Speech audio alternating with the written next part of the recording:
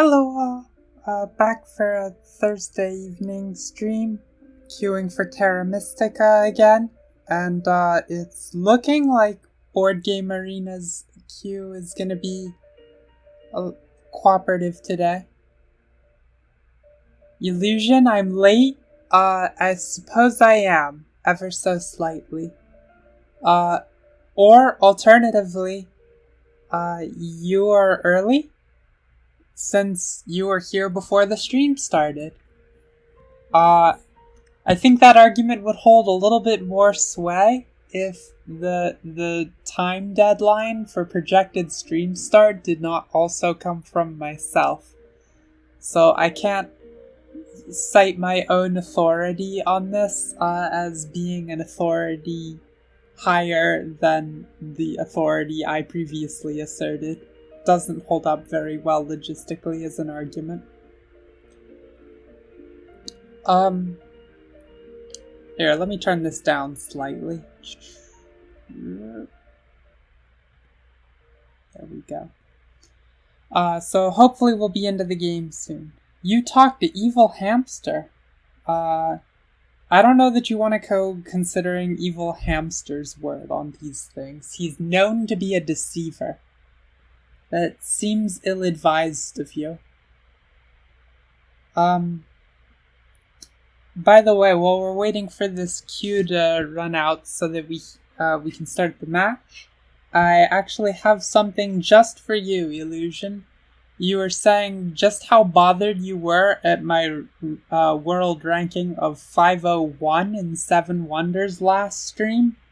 So just for your sake, I did this.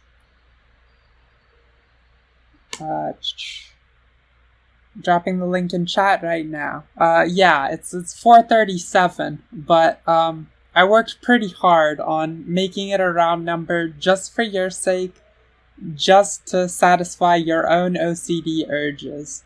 I'll have you know that involved intentionally misplaying some spots so that I could, cause I couldn't afford to win too much.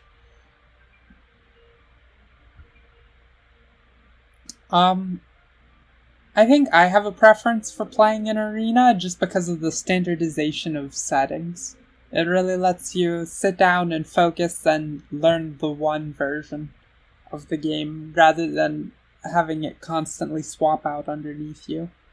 In particular, for both of these games, there are some extremely anti-competition settings that you could choose to employ as the game host if you wanted. And I really have little interest in doing that.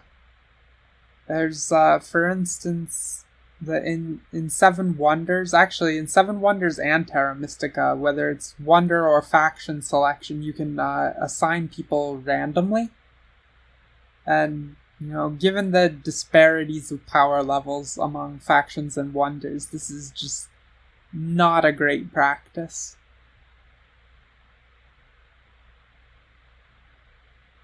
Side B of the Wonder with the guy sitting in his chair. I think you're referring to Olympios.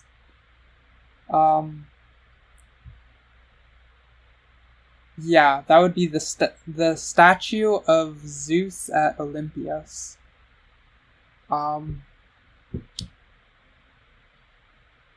That's the one B side you hate over the A side. So that's one of the ones where very rarely you see takers for the A side in competitive play.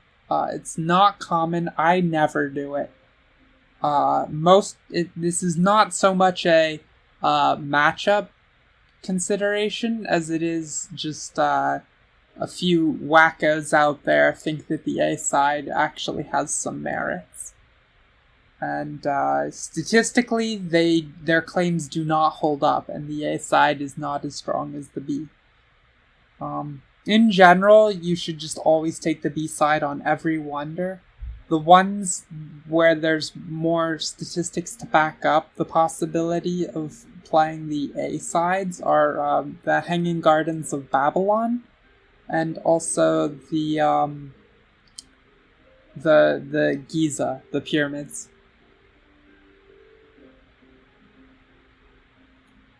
Yes. So that is certainly a deficit of the Olympios B side. That you have very little control over how many points that final rank is worth.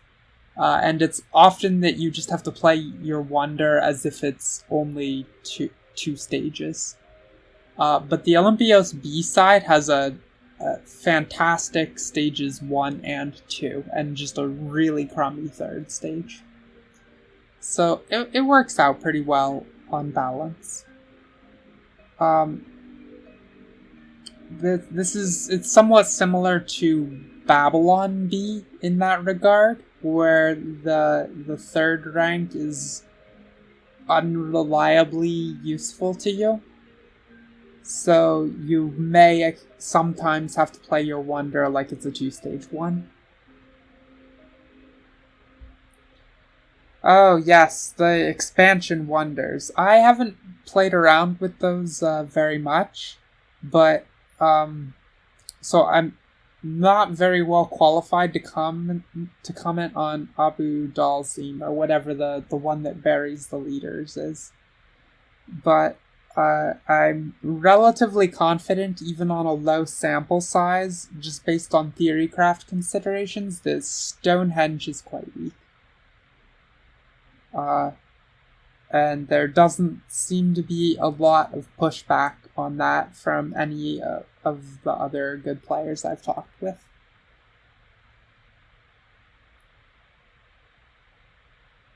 So it is what it is.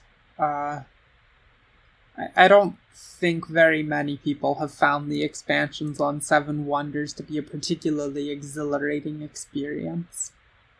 The one exception to that is if you have cause to try to play the game with 2 people, the Seven Wonders dual version of the game is certainly an enormous upgrade on the base game's 2-player iteration. Come on, Terra Mystica, give me a match already.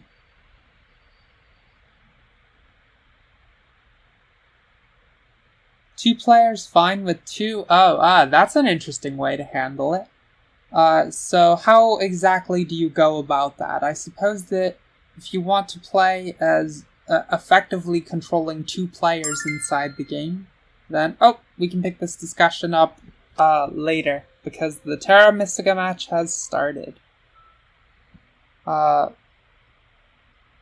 And it looks plausible that people are maybe going to be more comparably ranked to ourselves this time around. Whereas our previous game, this was not so much the case. So you say it works like teams, but there's still a couple versions of that one might implement.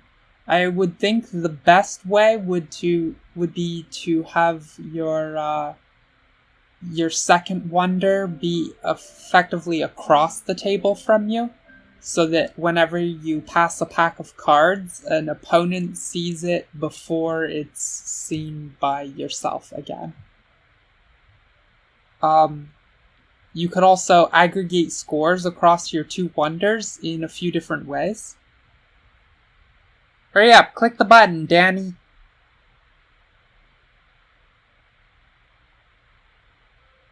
Sheesh. This is a little bit obnoxious. So, for score aggregation, you could imagine a scheme just like adding the scores, but you could also take the minimum or the maximum of the 2 scores as a different aggregate metric.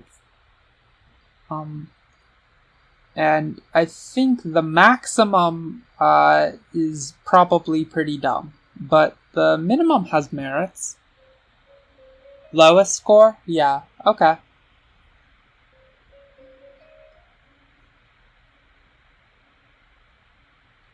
Look at these numbers down here. All of us with our 100% perfect karma scores, and Danny holding up the game. Curse you, Danny, with your 94% karma rating. It's nice that BGA gives some kind of metric like this to show how much people screw with wait times and quit out on games so that you know to bail on people, but really it's not a very well, normalized score. Or anything less than 100% is something you should consider bad.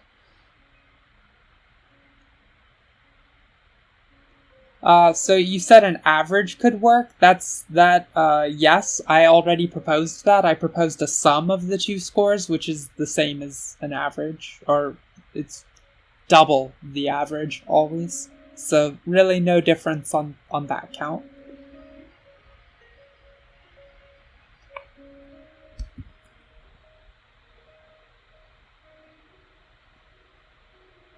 Are we still waiting on this fellow? Sheesh.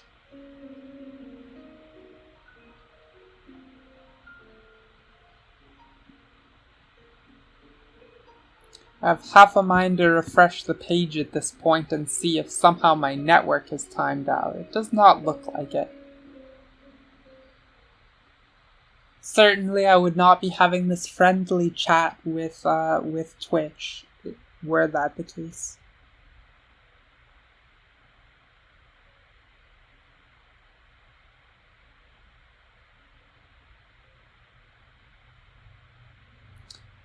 Alright, let's go ahead and give it the refresh and see what comes up.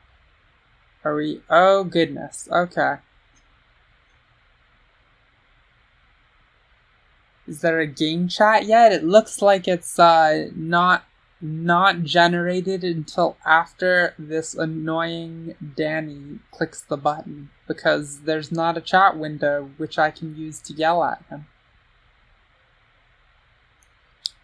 In other notes, we've battled this CH Tennis fellow before on stream, and I don't recall the result of that. If memory serves, he was a reasonable opponent. He certainly was no evil hamster.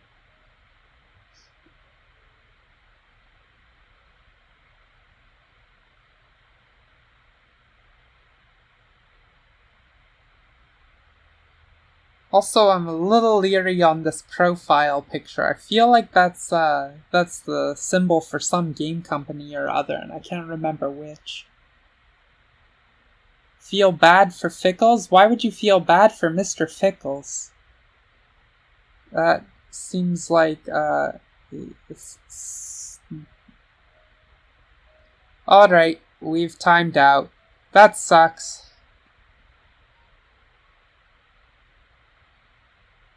Let's, we're gonna have to write down this Danny fellow in our notes as someone that the stream hates forever.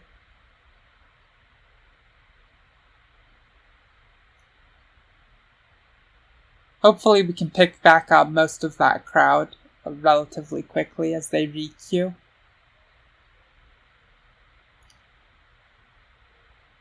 Illusion, I do not know in which regard Danny is like you.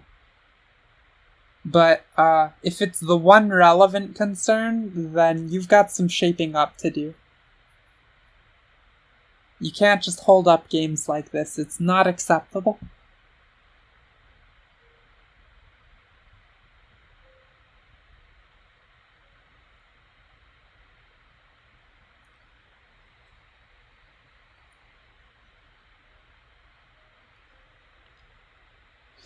So while we're waiting for this queue to run its course again, I managed to find between the last stream and this one the hidden VGA setting that lets you associate CSS files with your account so that they're automatically injected on presentation for you.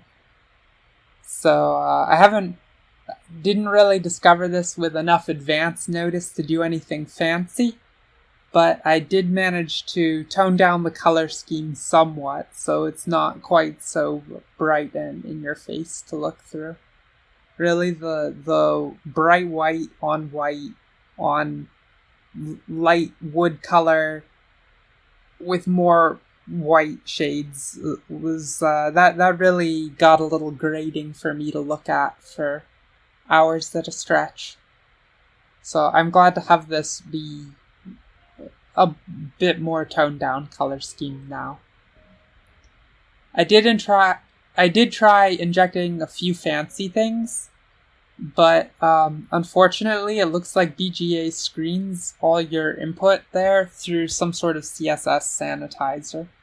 And the sanitizer is either overzealous or incompetently implemented, and I suspect the latter based on some of the modifications it makes.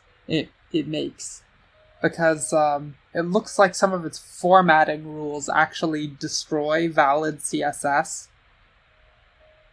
And that's unfortunate. It means that I can't write fancy animations.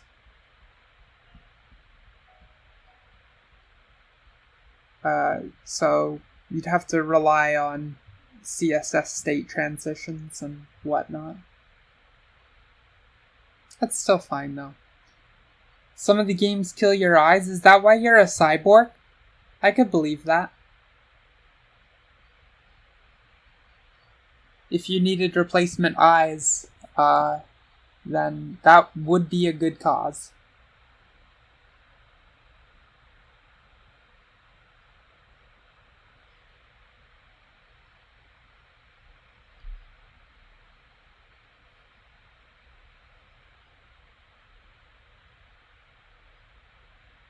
A fresh pair? Yeah. Oof. I'm pretty sure everyone starts feeling like that at some point. I definitely do not see as well as I did at 15. Which is not to say that I see badly. I think the last time I had my vision tested, it was 2016. Still better than 2020, but in my youth, I was particularly blessed in the eyesight department, let's just say that.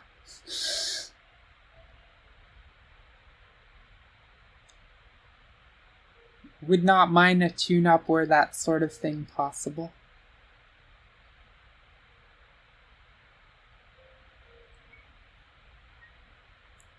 Oh, getting close. Okay, this is promising. It's really shocking how different body parts seem to start deteriorating at very different rates through aging. That eyesight really takes a decline notably before other things. Like, the back problems are definitely not starting for people at age 20 very commonly. And skin issues are not starting for, decades later oftentimes. It's like human bodies just could not agree to some sort of standardized timetable. They all have wildly different degrees of optimism about lifespans, I suppose.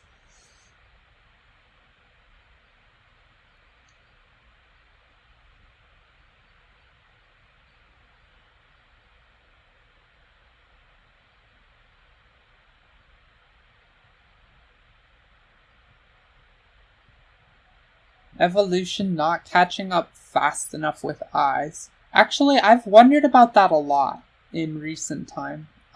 Just because let's see, do we have this? Okay, we got Mr. Fickles again, but no Danny. Good riddance.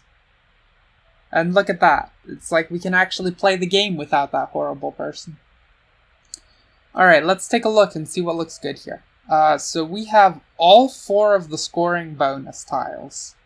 So definitely gonna be a higher scoring game, but we're sort of interested in how this may disproportionately affect the factions, more so than absolute score increases across the board.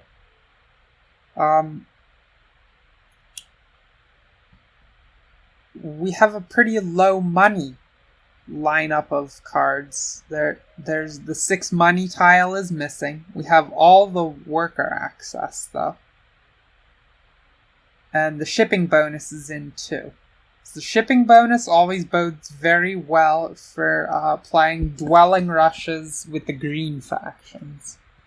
I don't know how happy we'll be about doing that, given that the dwellings score in round 2 and not round 1, though. There's also the detail that we have spade scoring in round 3. This bodes a little weakly for halflings and alchemists, who can try to really set up a big spade combo. Okay, alchemists already thrown in. That is certainly my go-to faction to play with. Let's see, we don't have any Sanctuary or Stronghold scoring until quite late. I think a reasonable faction choice here may well be the Engineers.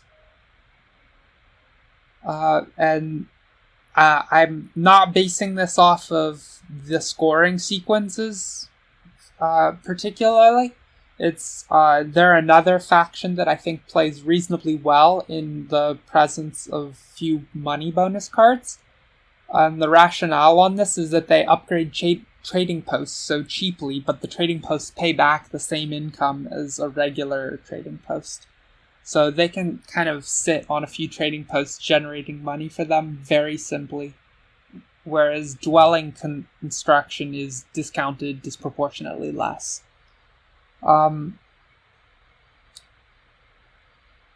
also on top of that, it helps that they're my second best faction after this one, so just whatever the spread of points people can agree to is, we can probably play them to a better outcome than that spread. So I'll go ahead and toss them in now. Get in there, Engineers. It is going to be a very low spade game for any factions that can't upgrade their digs effectively. The reason being the very straightforward lack of a spade bonus card, and also the cult scoring only offers one single spade, and it's a round 1 bonus, so people will only be collecting that one time, if at all. Won't be easy to get. So there's going to be lots of contests for these power actions, or we want to be playing a faction that upgrades digs. Along those lines, the halflings would be a pretty reasonable choice. They can certainly set up to do their spade combo on round 3. It's just markedly less efficient than doing it at round 4.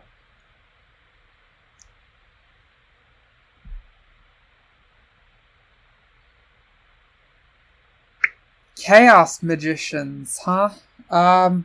Well, look, I've had the comment many times that people want to see me play Chaos Magicians on stream, and I do it reasonably well compared to the average person, but the baseline power level for Chaos Magicians is not high, to say the least.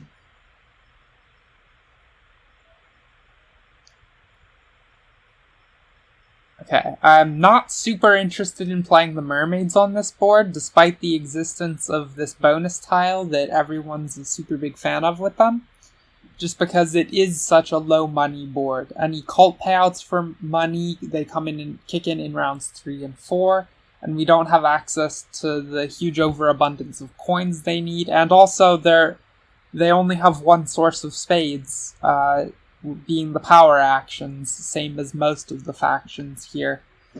So I don't want to have to be using all my power aggressively just to compete for these, and then not have any to compensate the money deficit they're surely going to be running. Yep, I'm with you, Illusion.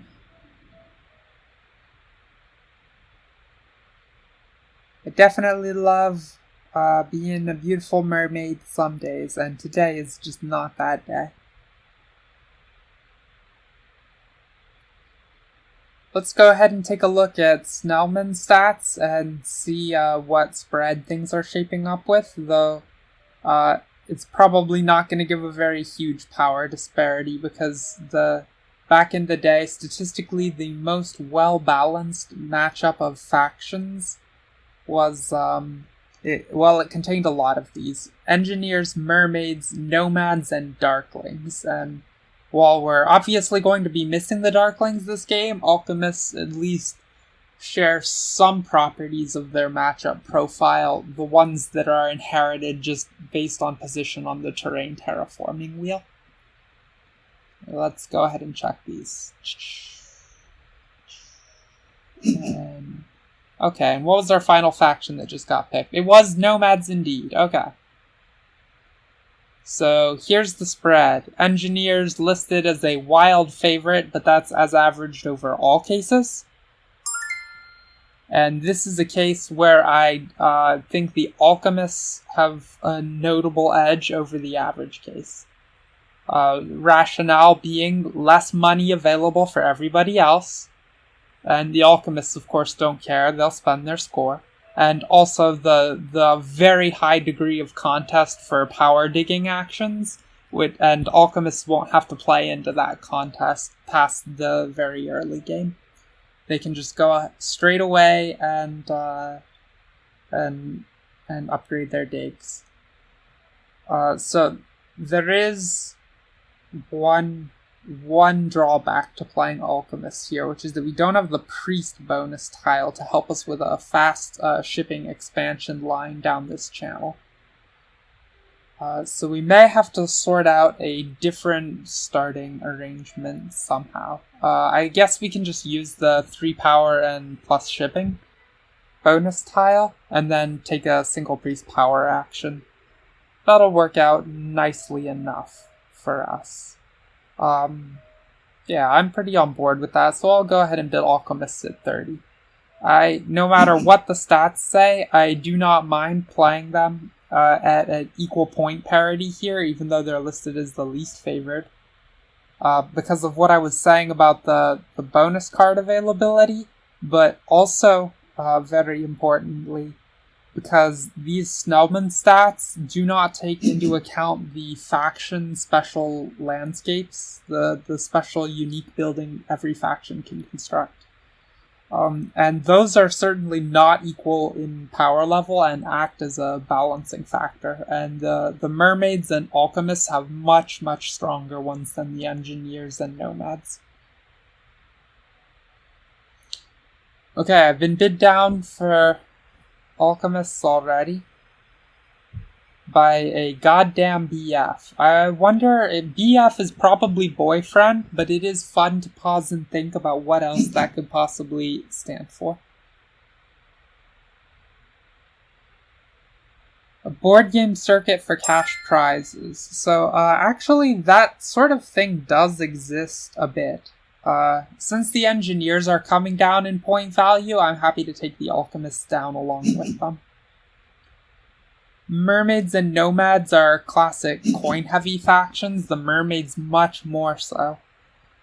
So I'm a little bit leery in this position of playing either one of them. Okay. I don't know if the Alchemists are going to go down this much. I'm not that unhappy to take Engineers here, certainly. So, if the Alchemists are going to come at a significantly lower point count, so be it. We can roll this way too. So there are sort of board game circuits for cash prizes. It depends. There aren't for games in the abstract, but for individual games you can certainly find that kind of thing. Okay, the Alchemists are going way, way down. That's looking a little crazy to me. I think we're happy to bid Engineers at 25. As I mentioned before on stream, I was formerly a professional bridge player. I made a little money on the side, but I made a significant amount of money to pay all my expenses. Okay, so we have a taker for the Mermaids. That has some nicety to it. Batman money. I don't know what you're talking about. There are many superheroes and superheroines out there. And I have a stated position. I could be any of them except for Batman. You are guaranteed via the biography printed on this stream channel beneath the stream. I am not Batman. No promises elsewhere, though. Let's go ahead and take engineers at 23. If we get more fighting on that, we could even consider alchemists at 19, but I don't know about that. That's a little bit crazy.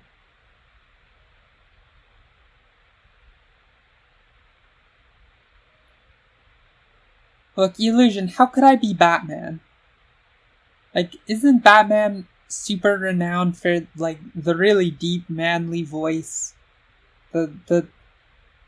I think I'm too obviously female in physique to convincingly pose as Batman. And I don't know that his suit really fits very well on someone with boobs.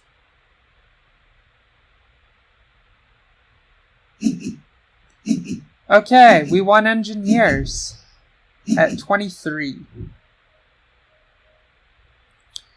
This should be an interesting one. So, how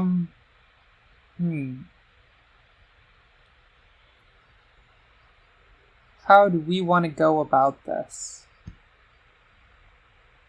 The idealized start for engineers, if you can get it, will typically involve 2 temples and a dwelling at the end of round 1. Now, if you count up all the things, that requires quite a lot going right. So, hard to say if that's actually a thing that may come to pass, but we'll try. What color neighbors are we seeking? So we want blue, black, and yellow. We could conceivably catch 2 of those starting in this position, though I think the nomads would be unlikely to actually induce any power leech from a dwelling they placed here. They would only use it to absorb from mermaids and I. Unfortunately, this is just sort of the classic engineer's starting point for a reason, and I'm not sure we can realistically deviate from it. Our other spot is definitely more of a free choice position. Currently looking at here, just because of its adjacency to the alchemists there. But who knows how this is going to play out, especially if the alchemists take this start tile as their other placement, then us sandwiching in between will be super happy. We will have to be kind of wary. We would want to double dig this with our bridge tower very expediently before it could be cut away from us. But even if we lost out on that race, it wouldn't be the end of the world because all of these are single terraforms to come up this coastline. Unfortunately, no possibilities for us to start in a cluster with nomads and mermaids out here.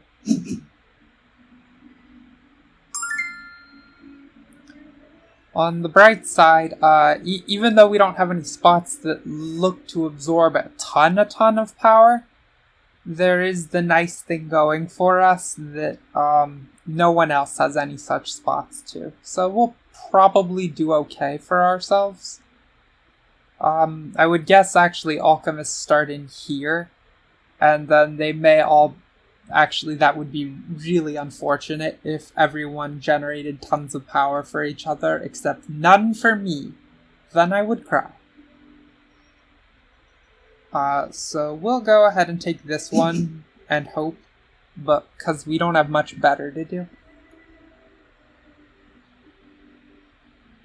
I can play the violin-sounding instrument. Which one would that be? The violin?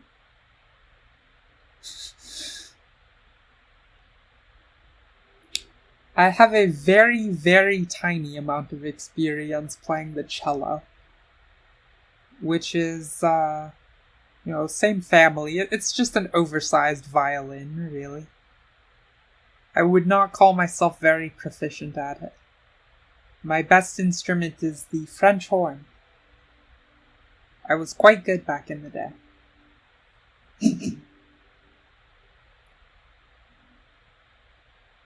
Okay, very interesting. The alchemists would come here instead of taking this placement where they stand to generate quite a lot more power leech for themselves.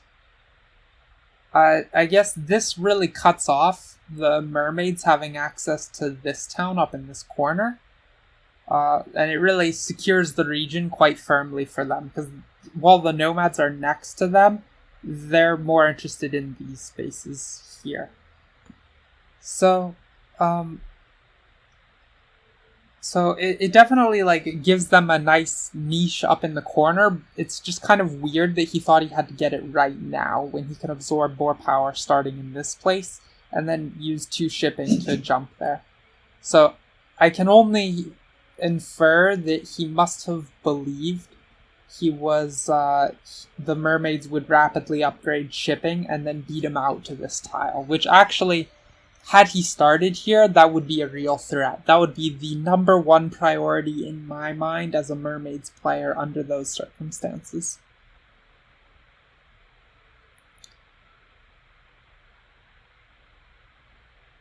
Okay, so we did actually get the power triad here. That probably means, for lack of any other super high power spots, mermaids and I will be playing here, and maybe the nomads will upgrade here to go along with that. We're second chair as engineers, going only after alchemists. It would be nice if the alchemist chose to upgrade this dwelling in preference to this one. They could really pick either one. I don't think the alchemists are going to get to absorb very much power on this board, because we won't grant them any here, and the nomads are more likely to do their early upgrades in here than to feed it in this corner. We'll see.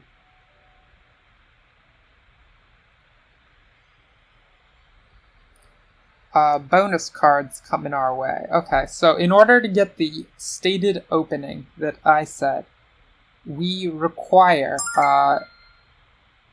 2 copies of finances for trading post into temple, so that's 12 coins and 4 workers, as well as for 1 more dwelling.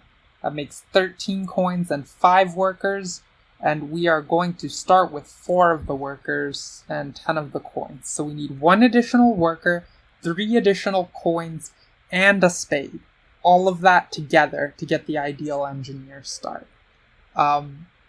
That's a pretty high bar, to say the least.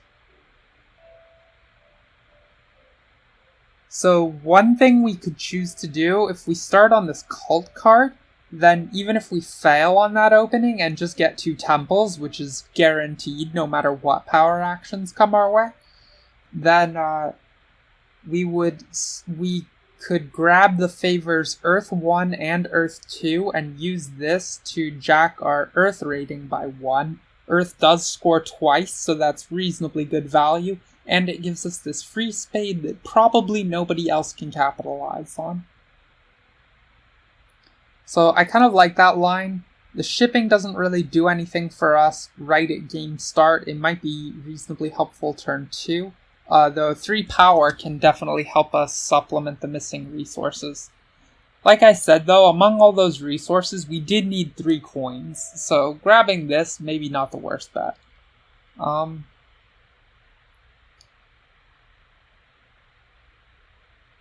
This card is really only just a worker, very unfortunately. We're not going to be able to reap the trading post scoring from the get-go. This card is 3 power, only, just as is the shipping card.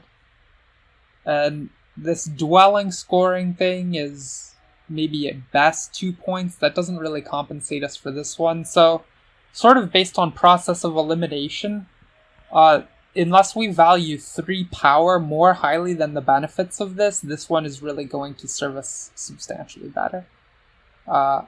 So I'll go ahead and grab it now.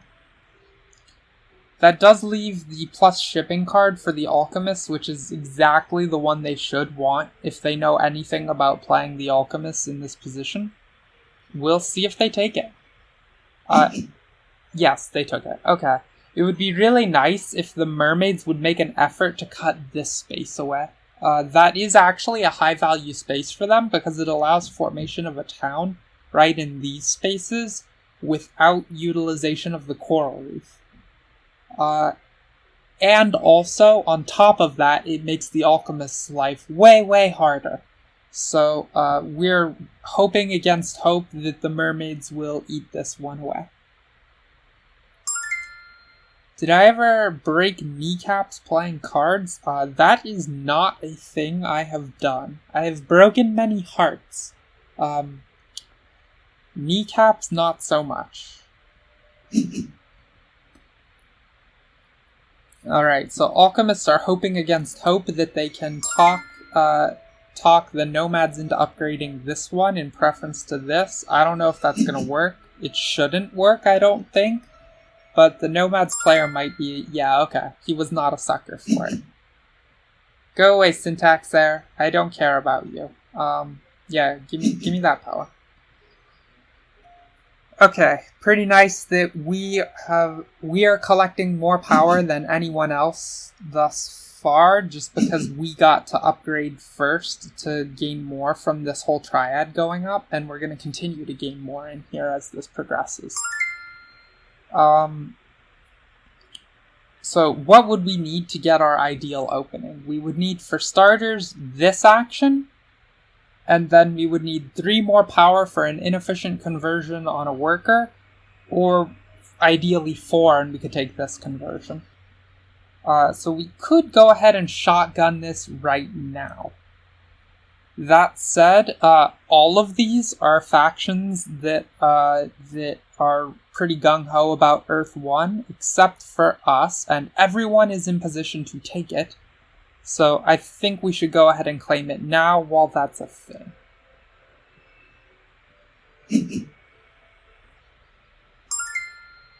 I will scoop this one away. We are going to do our plan of grabbing the 2 Earth favors and then using our bonus card to increase us the last little bit along this track.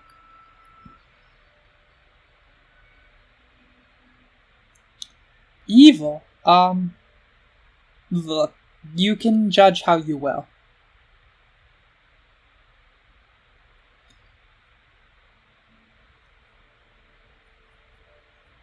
So our next action is definitely going to be this dig plus construct, and, okay, that's crazy.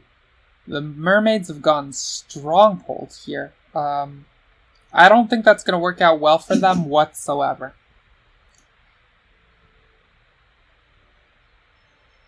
So now the nomads, they have all sorts of power. They probably want to enact this double dig right here because they're not in any danger of losing the favor they would want anymore. So they should double dig before any other faction can take it away from them. And then they could proceed to get their temple after, then build the dwellings. So you're asking, why is the shipping needed? So good question. We'll find out what they decide to do with it. I think it's just a mistake. Notably, they are getting paid 4 points for it because of their bonus tile, but I think it's kind of crazy that they prioritized that construction. The best argument I can think of for why fast stronghold when the mermaids are usually very late stronghold builders is that the only source of digs this game for basically everybody is going to be these power actions. It's very important to remember that dynamic, and they have built the thing that gives them the most power income. So I guess they're setting up to do a little more digging that way. It also does enable them to construct on this tile without going through this one as an intermediate.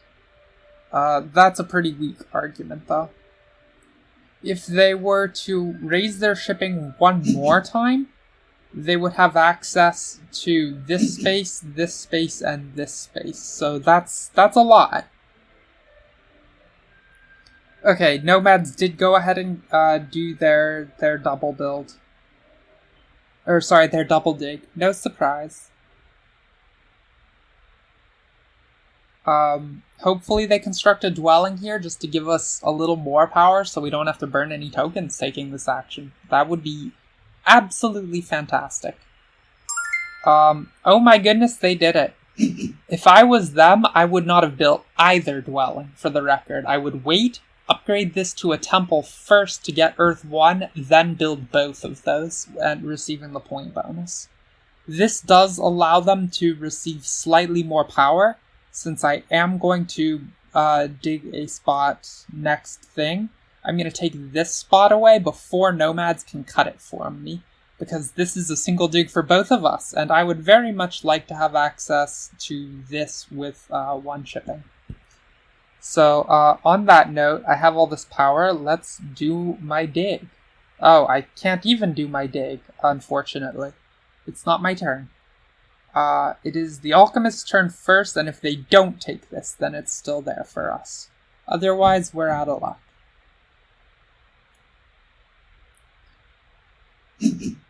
Well, crumb. There it goes.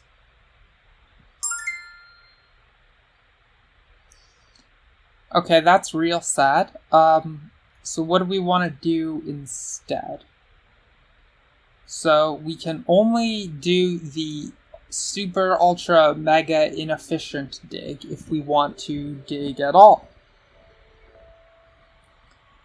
And that would involve us taking this action, and then we could build one single solitary dwelling. I don't like that plan. I like getting our dig from this much better. So we're gonna go to a temple upgrade over here. That means we don't get to dig anything. Hopefully we can have access to this double dig for the next turn, though I'm not holding my breath for it. With that double dig, we're going to want to build as many dwellings as possible using this plus shipping card from the alchemist. So we'll dig here, and then we'll have 4 build sites available. This one, this one, this one, and this because of our shipping increase. And then we'll just dump all those dwellings out on this turn. So we'll need 4 workers available to make that happen. And by my count, we are going to receive a single worker as income, which is deplorable. It's going to come from our Earth favor.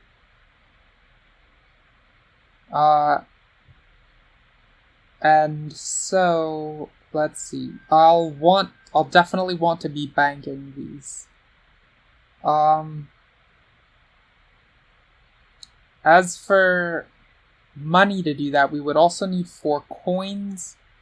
We'll be short 2 of them, but we can just generate that from inefficient power conversions. So I'm going to go ahead and secure this while that's a thing that we can do, because I believe we'll still have power to double dig for the next turn.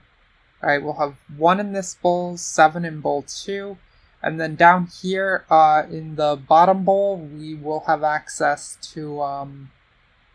there will be 4 tokens there, but we're going to gain 6 power income. 1 from this temple, 1 from the Earth 2 favor. Yeah, so that easily makes enough for us to take a double dig. So let's grab this now. That is correct, Illusion. ELO is not posted in arena games. We could find it if we cared enough to go on their profiles and look at all their ratings on the different games, but I can't be bothered for that. Sorry.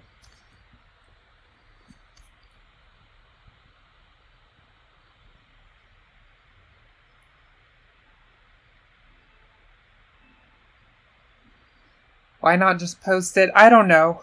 It's really a mystery why Board Game Arena would make that decision, to make you take an extra step just to see the ratings on these people. Because it doesn't do that in casual mode where you would think their rating matters less. So really quite a mystery, who could say.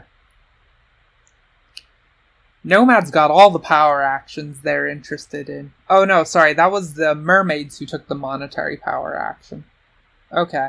Well, I don't like the mermaid's position too much because I don't think that stronghold does enough for them. Who secured the priest? Nomads secured the priest. That does allow the nomads to get access to the free spade via this as well. Awesome. I mean, not really awesome. We'd prefer they didn't get it.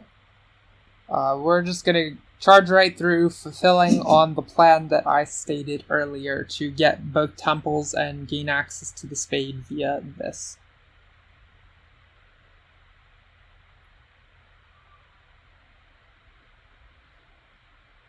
Yep, agreed. It's really mystifying that they went for their stronghold first thing. Okay, mermaids passing already on many resources because they have very little else to do. But at least they're passing on to this scorecard.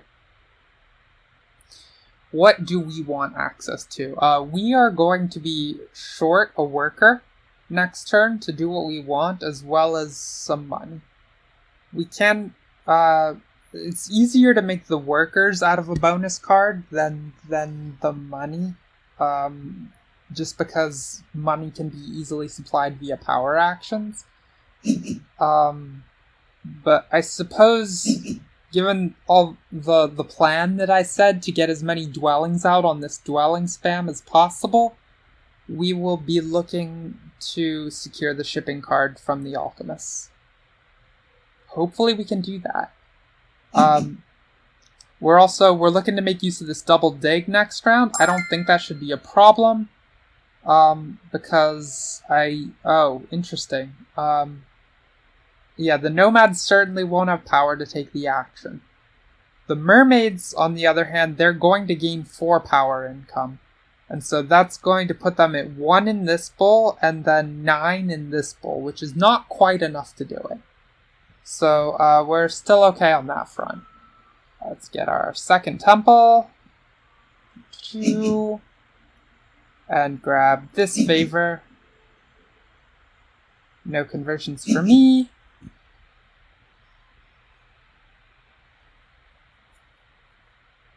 What percent of games do I win against my roomies? Not 100. One of my roommates is pretty good at this game. I certainly have a winning record against him. But, not 100. Let's get that last step on the earth track. Up we go.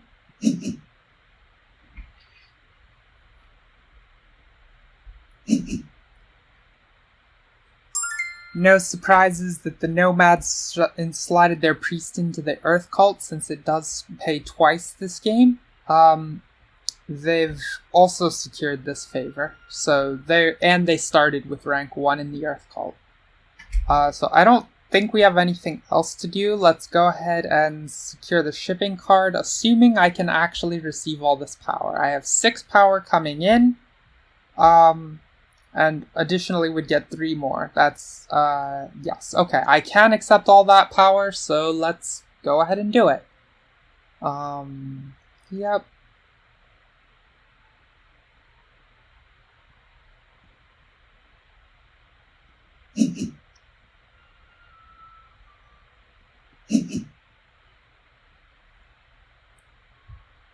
Other games.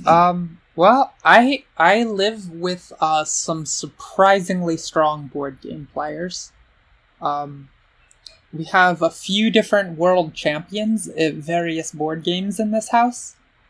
And also, a different one of my roommates used to be a professional board game designer. So we have a lot of power players. If you want to ask about board games in general, my record's still pretty good. I hold up quite well against them, but definitely cannot... I win more than my fair share, but very, very far from all, if you look in the general case. I do much better at this game against them than games in general. Okay, what bonus card will the nomads want? I would assume they're gonna take the dwelling scoring card. Nope, okay, interesting. GMT Games. I don't know that company. And I'm not certain what her, Sorry, I don't know quite all the details of her history in the industry. So I use spades first. Unfortunately, I have to use them before the nomads do. Now, who has power coming in? The mermaids? The nomads did manage 1 point of power, so definitely not enough to double dig. This double dig is not going away from us. We can take it whenever we want in the round. Which means that we do have the option to set our priest in here first thing if we want. I don't know that that's great because we can't give ourselves the last bump on the water track. If we're just thinking about where we want to go, we need these 2 spots dug this round. The nomads will get a spade after us. I don't want them taking this away. If they fight us for this, it's just going to drag us both down, wasting a terraform from us each, so let's hope they don't do that. Because otherwise we have the option to double dig more like this place and some other site as well. Like conceivably this one. So let's go ahead and secure this. Just to double check, mermaids do not have access to... Oh, mermaids do actually have access to a digging action, and they move before us. So they could burn their power to take this spot away from us. No, they can't. Sorry. The mountain is 2 dig actions for them, not 1. Okay. Then I'm very content to take this slot.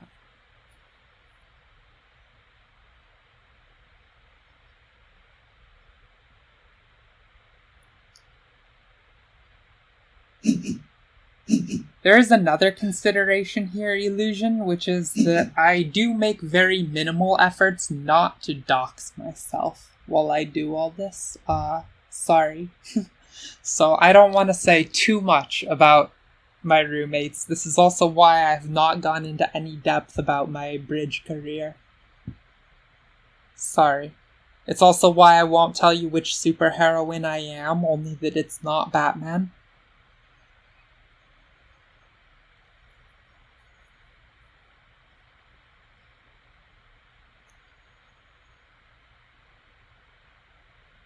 Please don't feel like you're intruding. Questions are welcome. Just occasionally, I will have to say no. Okay, mermaids went for the priest very rapidly. I guess they're interested in scoring this cult bonus. Or, actually, no. In retrospect, they have a ton of money. They're probably more interested in upgraded to rank 3 shipping with that priest. Because it will score them a lot of points here. And also, without having to dig anything, they now will have access to this tile, this one, then this one. So that gives them a lot to do this round. So I feel pretty confident that that's the shipping line there. Do you have any questions? Well, that itself is a question. I will attempt to answer it. Yes, I do believe you have questions. You just have yet to think of them. That's the theory.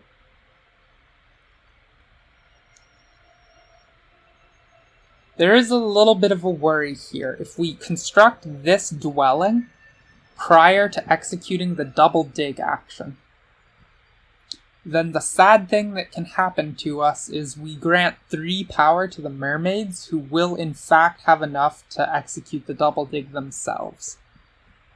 And these digs are super precious, so we're not going to let that happen. Now, when I dig, I'll have this. I'll have 5 places available to build dwellings.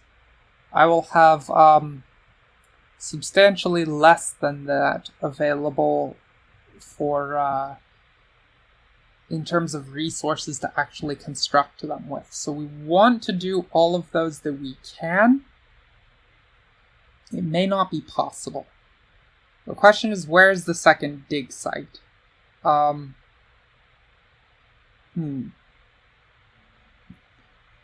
So if we think we're short resources, we can opt to build a mere 3 dwellings here, here, and actually here by double digging this tile right now.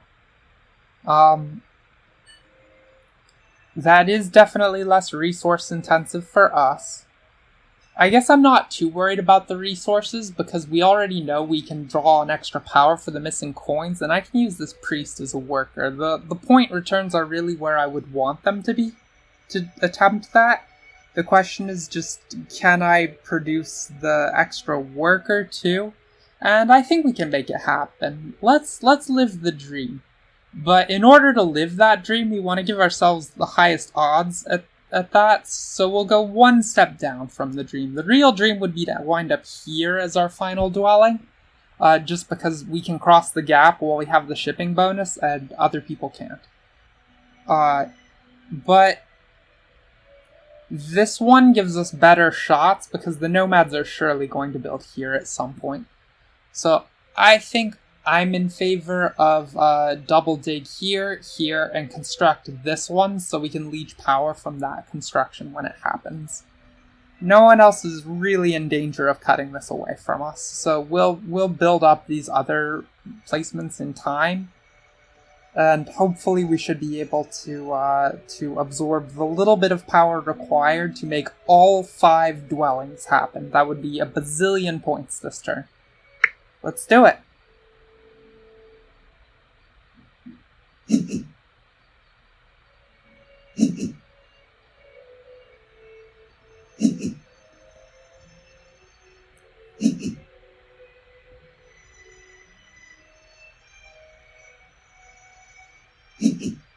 If we leech even a single point of power, we can swipe this action, which will save us the priest from having to be involved in all of this.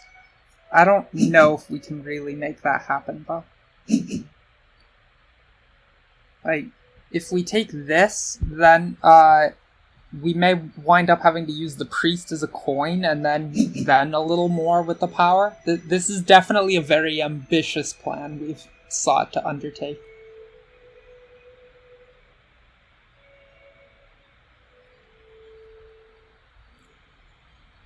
I guess we did also have 1 point of power incoming if we took this slot, just because I bet you the mermaids will build here this turn. Maybe not. They could prioritize some other spots, or they could just continue to play badly as they have.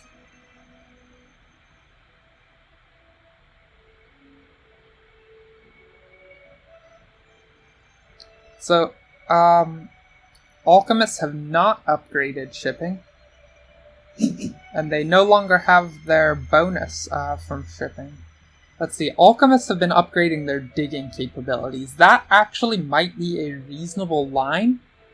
Just given the existence of digs in round 3, they would need to prioritize that if they want to capitalize on it. And also, it takes away their dependence on these that everyone else will be fighting for all game long. But I think they've made a mistake in digging this. And the reason I say that is, had they dug their gloomy workshop instead, then they... Oh, sorry, they're incapable of digging their gloomy workshop, and that's because they don't have their stronghold. Okay. So what do we want to take next? Probably up here, because the mermaids could very plausibly dig this tile.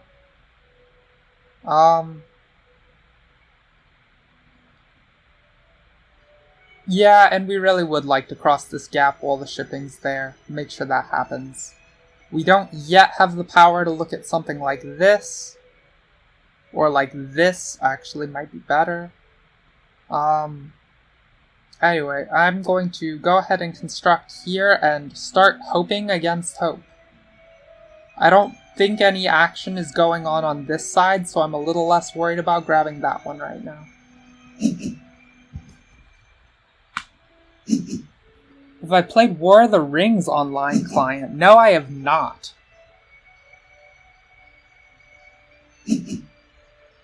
That might be a thing I'm interested in, because if anyone in my audience has played the War of the Ring game, they will be familiar that the logistics of setting it up are, it's kind of a nightmare. There's a lot of moving pieces on that board.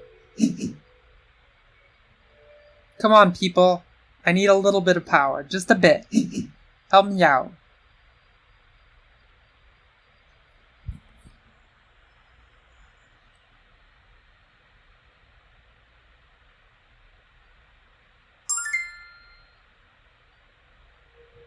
I have to take an action. Okay, what did... The alchemists are passing already. Interesting. What about...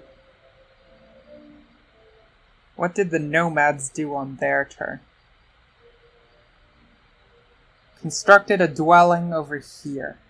So we're still waiting on them to build this dwelling, but it'll happen. It will happen in due time. I think we should take this because we have shipping. Unfortunately, we have to spend power to take this. I think we're just gonna have to go ahead and eat that bullet. We haven't burned any power tokens yet, but we could start to. Alchemists already passed, so there's definitely no incentive to be acting here yet. Let's run the conversion. And there is our dwelling.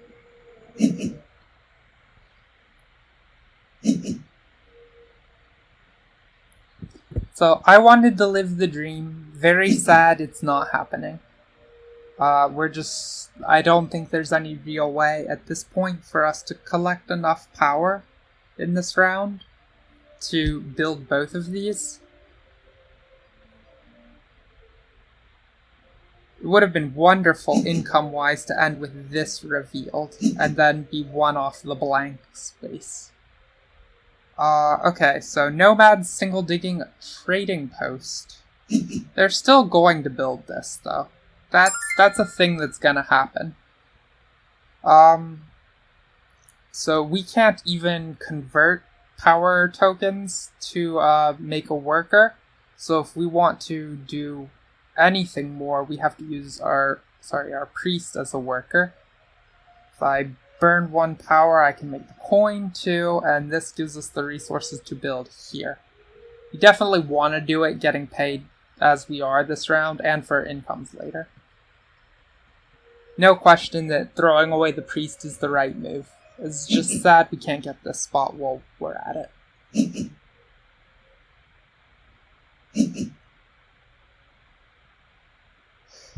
War of the Ring is definitely an interesting experience. I will grant that. Okay, so we did get that single point of power. It's not all we hoped and dreamed for. If we'd gotten it earlier in the round, we could have taken this action, which would have had us ending with a large number of coins. That would be nice. Okay, mermaids are still gonna move here. Nomads, it's unclear they can do much. We definitely can't do anything. So it's time for us to pass. Now, we actually are up to a pretty reasonable worker income at 4. We don't have coins. We can't fix that on these bonus cards easily at all. So I think we're just going to move on to this dwelling scoring card, and we're actually pretty happy about it. Getting paid 4 money like that is a pretty good deal, especially given that that's the scoring card we can use out of the bunch. So, gimme.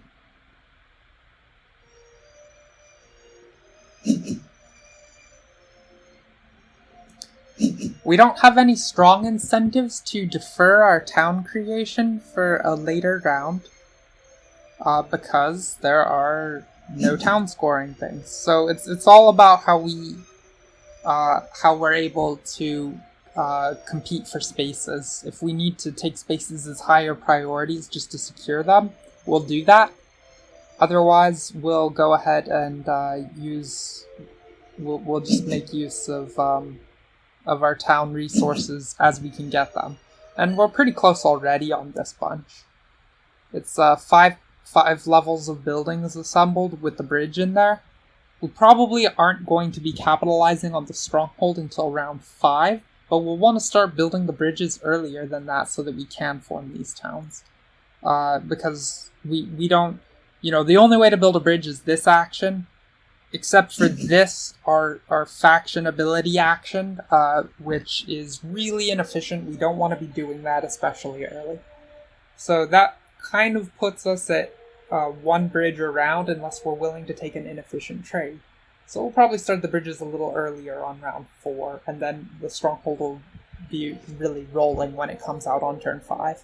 That also lets us just town up with this easily. The War of the Ring is, it is a very good game, but I think it It feels like it has a few missed opportunities strategically. Some very big ones.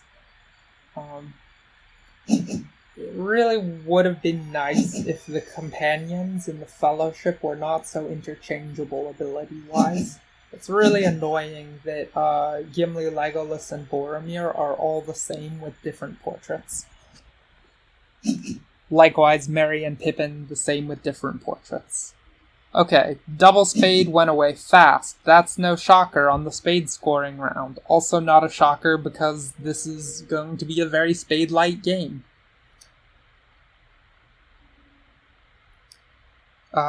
We can make use of this just to score for the round if we want. I don't know how interesting that actually is to us, though. Maybe it's worth doing. If we dig this, then we can just build dwellings up the line here. And that lets us go dwelling, and we can then take back that last dwelling that doesn't give any incomes and make it as a trading post, which is good in preparation for temple scoring the round after, also just better for us resource-wise. So I suppose I like that plan. It also, we want to get our dwellings down because we get paid a point per dwelling when we pass. So let's go ahead and spade up the line by taking this away from everyone else. It's also just true that denying this from other people as often as possible is going to make their lives miserable because they have entirely too little ability to dig. The alchemists could have finished upgrading that out. They've been a little slower about it than I would have thought. We'll see how they handle it. Anyway, we can burn some power tokens without any regrets, because we still have 8 of them even after the burn. Lots and lots.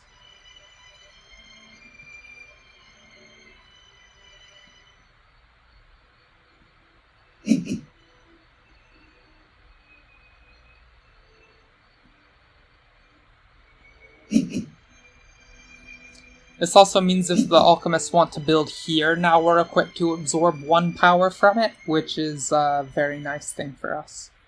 We may even consider upgrading the trading post first so that we can get 2 power out of that. Every point of power gets us... Whoa, illusion! Hold up there, you don't want to get me banned on Twitch. Twitch mods, illusions, innuendos do not represent the official point of view of this stream.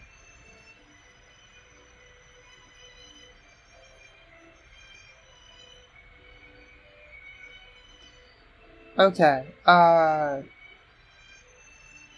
Mr. Fickles is in possession of many priests. I suppose because he didn't use all of his from the previous round. So we can get paid a lot of free money at the end of this round using our priest in this slot.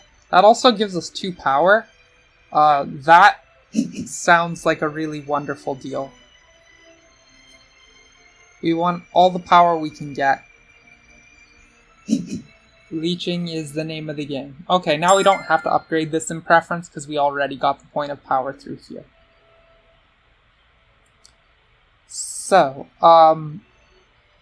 what to do? Alchemists are still without shipping. Mermaids are darn near infinite shipping. 3 is as high as most factions go, even if it's only halfway on their tracker. Where are we going to want our trading post? Probably not in here, because it's actually farther from a town than this lineup is. This lineup will be 4 connected, and this is 3 connected until we throw the bridge in. That also will put this at, the stronghold upgrade only forms a town out of this, or just double dig bridge tower here does it, which may be the play that we're aiming for on the next round. We are going to have a lot of power incoming, right? 7 will be the income between favor tiles, the temple income, and the single trading post income.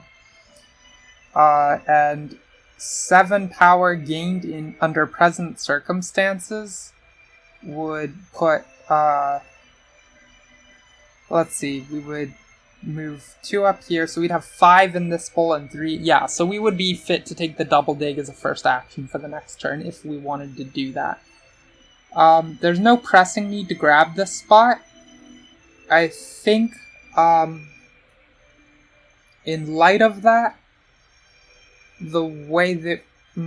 I suppose this isn't going away either, which is where we're going to use our priest, because it gets us paid over both of these rounds, in addition to, scoring us some points in the later part of the game. So, these slots can't even go away because the mermaids lack a priest. So, since there's no rush to do much of anything, I guess if any buildings are going to get upgraded, we want to absorb a larger amount of power. Is that even true?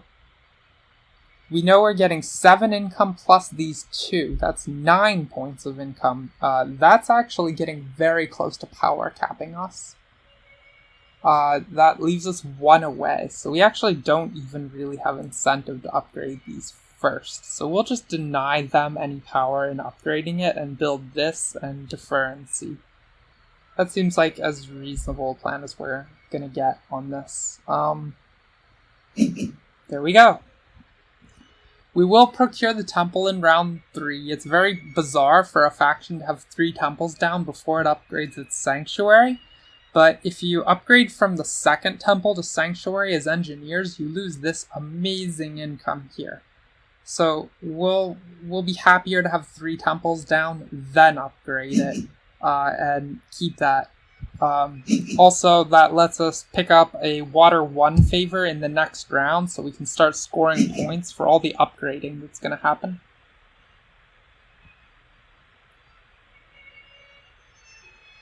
How does Mermaids have so many more points? That's a good question, Deluxe. How does Mermaids have so many more points?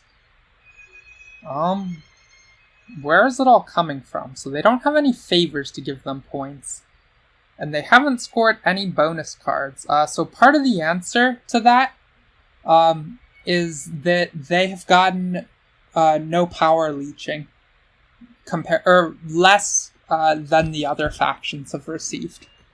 So that boosts their score a small amount, but for the early game. Another part of it is that the mermaids got taken for 30 points. They didn't have to pay out any of their starting point allotment in bidding. They actually haven't collected on any of these bonus cards. Oh, that's not true. They did. They took 4 points for passing with this with their stronghold. It was very unusual to see the mermaid stronghold opening. I'm not confident it will pan out for them, but we'll see. So other actions. Let's go ahead and... oh, interesting. The alchemists spent their priest, but not on a cult track, so it wasn't upgrading shipping. Their rank 1 shipping doesn't really help them that much. Unless they can double dig this, it gives them a free tile there. It also lets them skip over here. That's very plausible. If they bridge in here to connect this, skip here by shipping, this is a very reasonable town to construct, and then 3 shipping connects it all for them. So 1 point of shipping does let them start acting up here. We'll just go ahead and take this. No conversions for me. We're going to end power capped at the start of the next round. We'll take 6 coin income here, plus 2 more from our trading posts. So we're going to get 5 workers in income, plus 8 coins, and we'll have maximum power.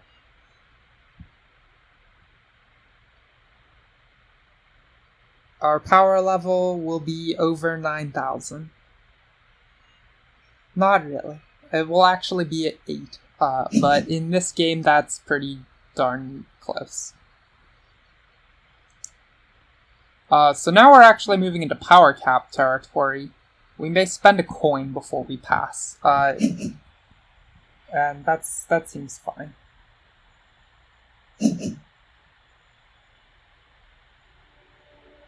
Okay, mermaids already passed on to the shipping scoring card. No shockers there. It's very nice of them to be perpetually interested in this one scoring card that we don't care about. Sure enough, he is coming across the top here, as we predicted. I don't think we have any plans to interfere with that. It's very expensive for us to interfere with that, so we'll just kind of let them do their thing. We will probably see some upgrading in here. We can absorb a little power through this dwelling and call it a day. We need to be more focused on how we're going to connect our own network. One obvious way is with one shipping. We can go here, and then a second shipping upgrade has the network connected. I don't think there's any realistic way for us to form a third town in this game. We are probably not even going to attempt that. We're probably just going to rely on the engineer's passive point generation from strongholds, starting in round 5. Hopefully that can score us a bonus 18 over the game. So, where do we want our trading post? This seems like a good candidate because of its adjacency to 2 black buildings that are liable to be upgraded soon. So let's go ahead and do that. It's also nice that it makes this extremely close to a full town form. Simply the act of digging bridge tower here would be sufficient to make that happen. So, bridge tower here also lets us place all our bridges, without, like, it gives us a ton of spots to use all our bridges, though we can easily do that here too. Yeah, let's definitely go ahead and upgrade, and I think I like this one the best. Is that right though? No, that's definitely right. Yep, okay. There we go. Play an IRL game. Which one do you intend to play, Illusion?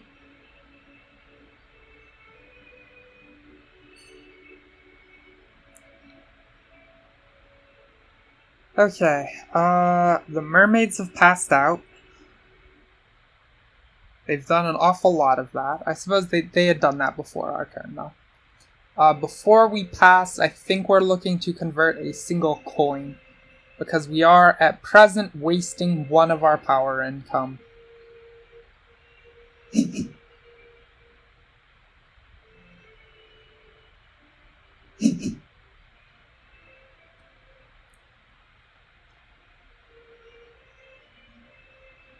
Dominant species or Gaia Project? Well, we've talked about Gaia Project a good amount on this stream. Dominant species is a very cool game. There's a lot going on there. I have a couple gripes with it. Mostly the balance. The arachnids and especially the insects are just so much head and shoulders above everyone else. It's also really a slap in the face how much better the initiative action is than everything else in the game.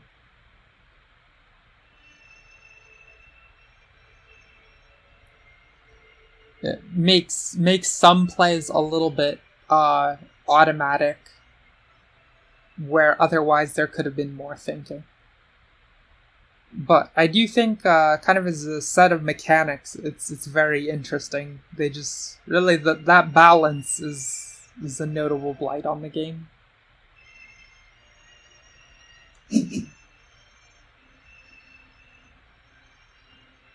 Yeah, the initiative action is super crazy. It's sort of weird to think that the initiative action would have been good enough to take if it didn't also give you another action. And then the fact that it does on top of that is just obscene. If we had a... interesting. We could actually upgrade another trading post here. I don't know that we're interested in that. That does give us the Upgrading another trading post does allow us to form a town here right now. But I don't know that we would have much to do with the resources. Again, the digs are going to be the bottleneck all game, as we predicted based on setup. Also, we lose out on a worker, whereas we didn't for the last one, and we pay out a point because of what our bonus card is. So, I think I'm content to pass here. If I convert this and then accept 7 power, then this is 2 and... Okay, so we wind up with 1 power token in bowl 2, all the rest in bowl 3. That is enough to be double digging when the turn comes to us. I get it, Board Game Arena, I'm playing slow. Show me my bonus options. What do I want? Well, actually, what do I want? Crumb. I think I have messed up here. I needed to convert another coin? Or perhaps I need the workers more. No, the shipping seems likely the best. Yeah, so that's a mistake. I should have converted another coin because now I've power capped myself out of 1 coin. Didn't stop to think about the bonus card I would be taking first. Whoops.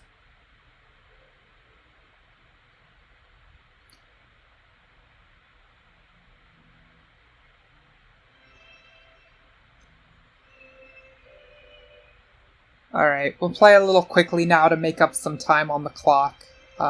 Definitely good to not reach negative 20 seconds where other players can start to kick you from the game.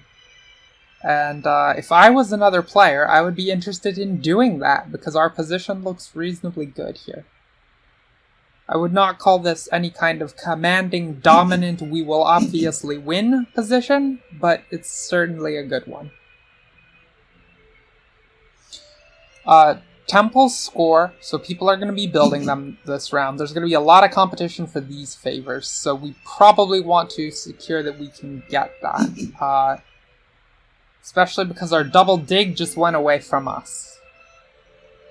So no double dig does make us more interested in whatever, single digging. I think we are interested in both of these spots. Those would have been the ones we would have doubled. Unfortunately now, unless we want to do the really inefficient scheme for procuring spades of paying 3 workers. Let's see, who can take this? The mermaids can still take this. The alchemists can take this. The nomads can take this. We need to take this. That's the moral I'm seeing here. Mermaids won't cut this from us, but they might cut this. This is only 2 terraforms. So let's grab this one. It's probably the more important for connecting anyhow. Yes, okay.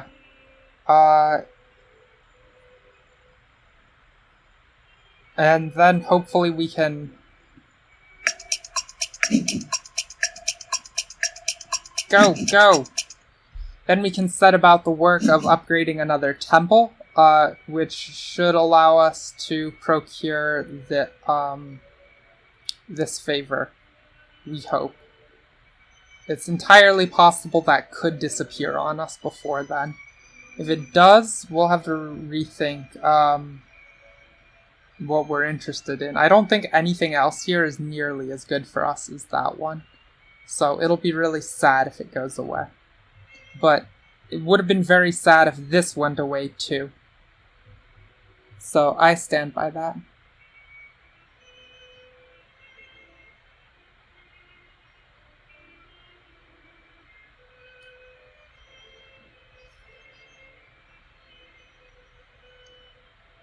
Yes, I agree with both of you, Deluxe and Illusion. The reptiles are pretty bad.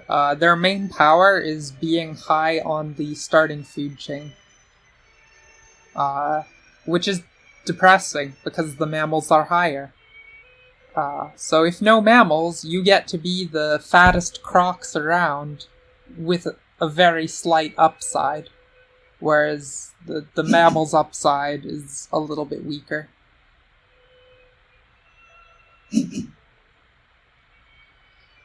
That's correct, Deluxe. It was with good reason we cut this away. Okay. Water 1 favors disappearing. The player in front of us is thinking right now they have the opportunity to cut the final Water 1 favor. Let's hope they don't, but I think they probably will. Which means we need to rethink through what favors we're getting. We can only collect 2 rounds of any income favors we pick, so we would be more picking for cult scoring at that point. We could very plausibly, yep, there's the temple, and there goes the Water 1. Oh, I can accept a very large sum of power here. I think I'm in favor of doing that. This is a lot of points to pay.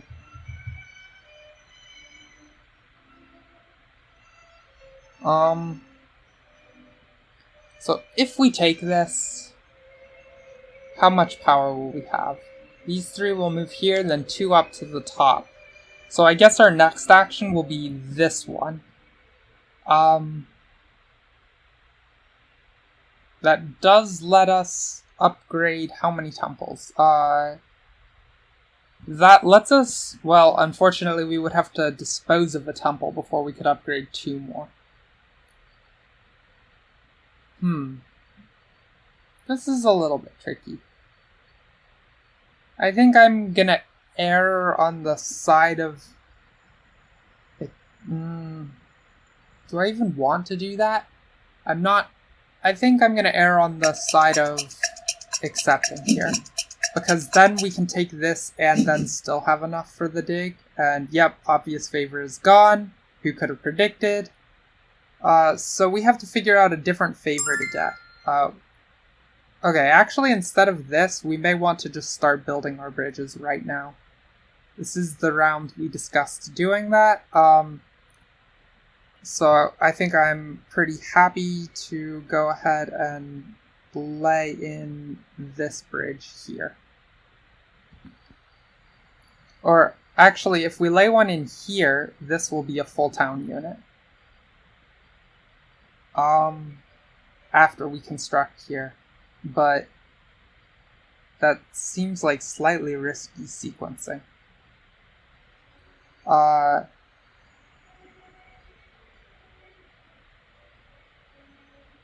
Who would stand to cut this away? I don't think anyone feasibly can at this juncture, but we're not building here till next round, so I don't know about that. Let's go ahead and grab this. We have a bridge now.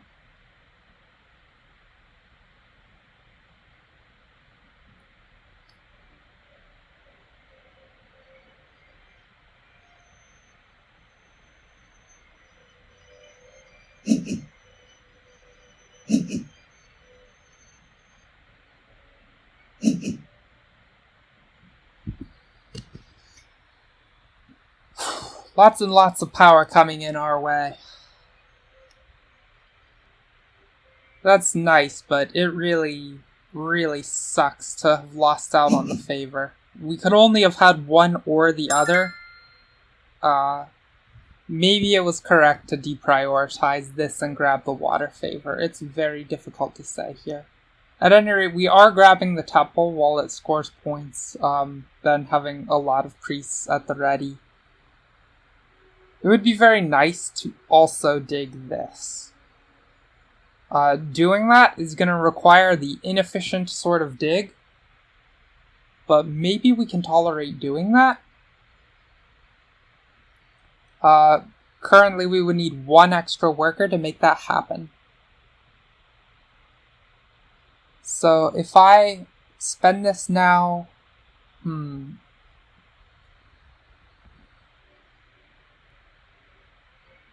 yeah, I think I'm okay with taking this right now. Then we'll dig dwelling here, and we'll build a temple there. And all will be kind of, sort of okay in the world. We'll need to get a stronghold for the next round, but that will be manageable. Oh, shut up, you. There we go.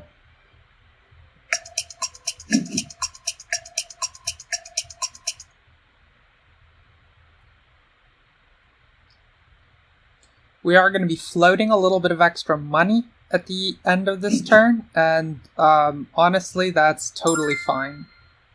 Because we're not going to quite have as much money as we want to build the stronghold on the next turn. And then we're going to get super punished for not having the water favor on the final turn. The more I think about it, the more I think it was right to prioritize getting that favor.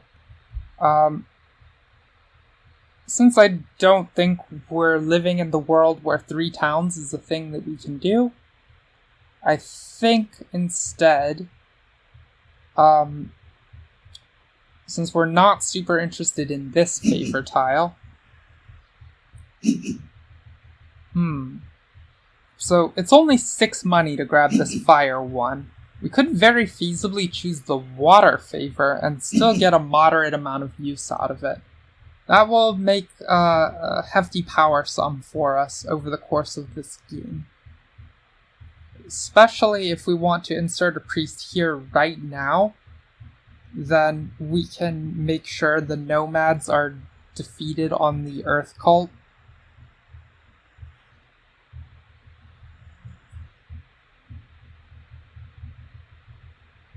It also boosts us up into at least a little contention here. We're going to have a lot of priests to play with for the end of the game, since we'll be taking 2 around. Maybe not tons and tons, because we do need our... we are going to need to upgrade shipping, presumably to rank 2. It's a little crazy to think that we could make things work on rank 1 shipping. There's no compelling race for anything at the moment. No one can outcompete us to anything we want except for this slot here, which is worth money as a cult bonus at the end of the round.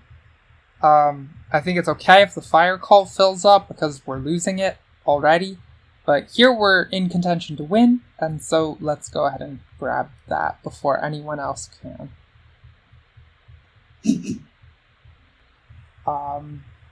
No conversions. Now our favor can be the water 2 favor, and then we'll increase ourselves on the earth track, and then next round we can give ourselves 3 power by just winning this cult. We can only do that on a full town formation, but, you know, we'll have our town next round. There's really no doubt about that. That's going to happen as soon as we throw a bridge in a number of spots. There's actually innumerable ways we could have access to the town very immediately.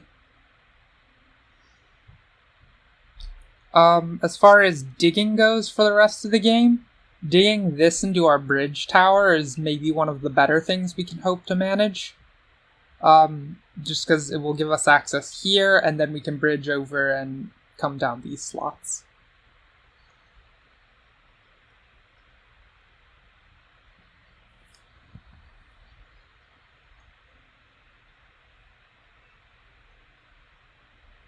And we're going to get lots of workers, 6 worker income for the next round. Many. Let's see, we can get 3 rounds of passing with this Air 1 favor, but that's not going to score us anything here, and it's not going to score us too much in the round after. I think we'll do appreciably better with the water favor. 5 overall cult increments is not anything to sneer at by any means. I have to say, I'm really not a fan of political games, Illusion. Okay, so this is even more power. We're only going to have 6 power incoming, so we should accept this, because we will still not be power capped. Really a shame I didn't get that 1 free money. Now, I suppose let's go ahead and take our favor right now, or, there's no rush on it. We can go ahead and compete here first. Dig this the hard way. And then, so that will cost us 4 workers to dig the hard way, and then we will still have some left over. Yes, okay.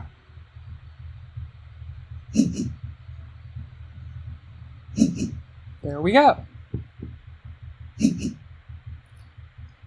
And now we don't need the dreaded 3 shipping connection. It just saves us out on some resources.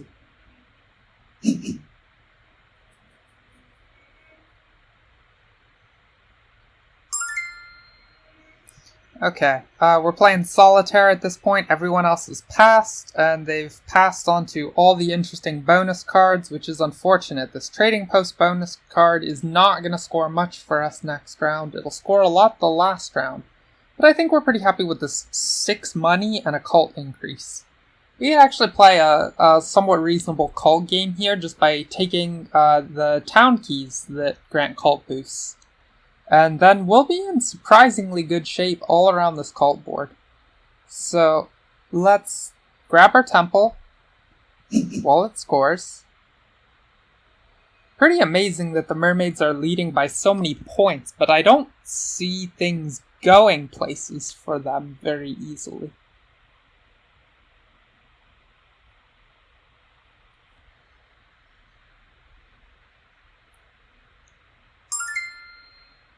Okay, sign me up for this favor. It still does useful things. No conversions. Since we're getting so much money from this bonus card, I think perhaps it is reasonable for us to pass, rather than trading post upgrading here. Though we do have to use this first, obviously. So since I'm looking to grab the tiles that will move me up on all cults, I'm less interested in advancing here right now. I think let's compete on the water cult.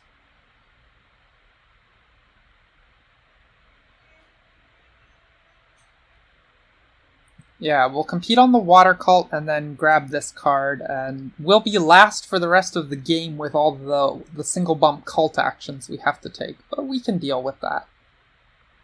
How did we even get this far up the water track without placing anything here? Oh, of course, by taking this favor just now. That answers that question.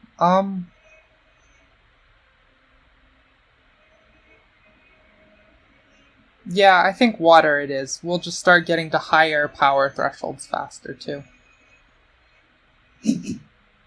Okay, no conversions, and then I'm set to pass. I will be power capped by exact count.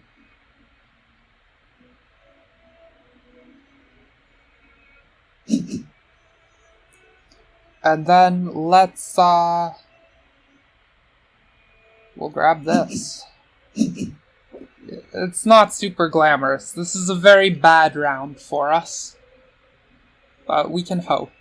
We want this double dig to come to us as our top preference. Again, still looking to put a bridge tower here. And it's probably not going to happen.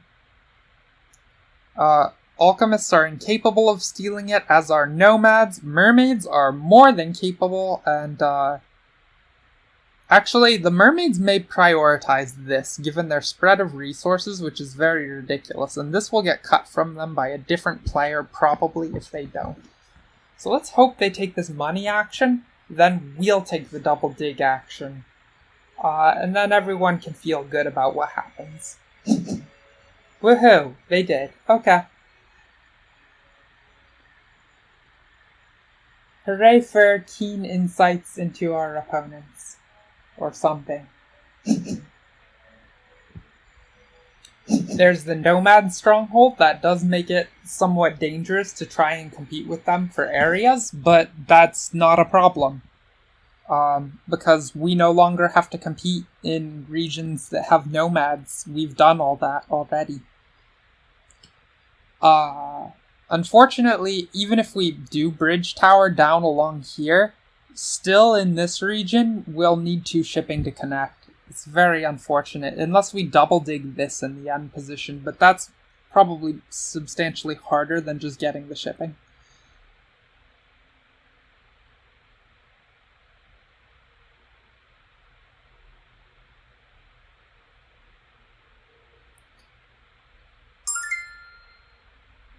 Okay, there's no pressing need to take the double dig because everyone else is light years from it. Is there a pressing need to do anything else?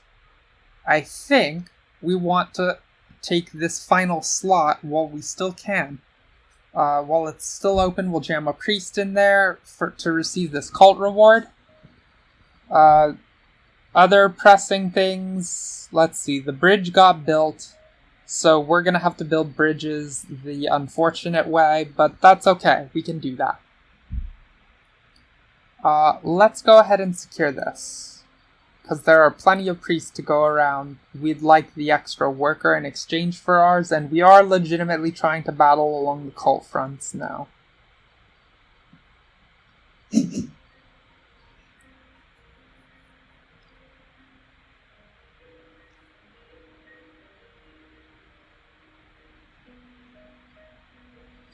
Double dig power action next thing will allow us to start accepting leech again. It's a shame we missed out on one here, but what can you do? Gotta compete for the things that matter, that are actually going to get taken. It's actually kind of a beginner mistake in this game, is competing for the things that matter most for you, ignoring what matters to your opponents. Because if you don't keep in your sights what's likely to disappear away from you, then it's, you might be competing for something that was super high value, but actually you could have just gotten it any time. Which is the case here. We really want this double dig, but nobody else can take it after the mermaids grabbed this one. Only reason we have to do it now is to unpower cap ourselves.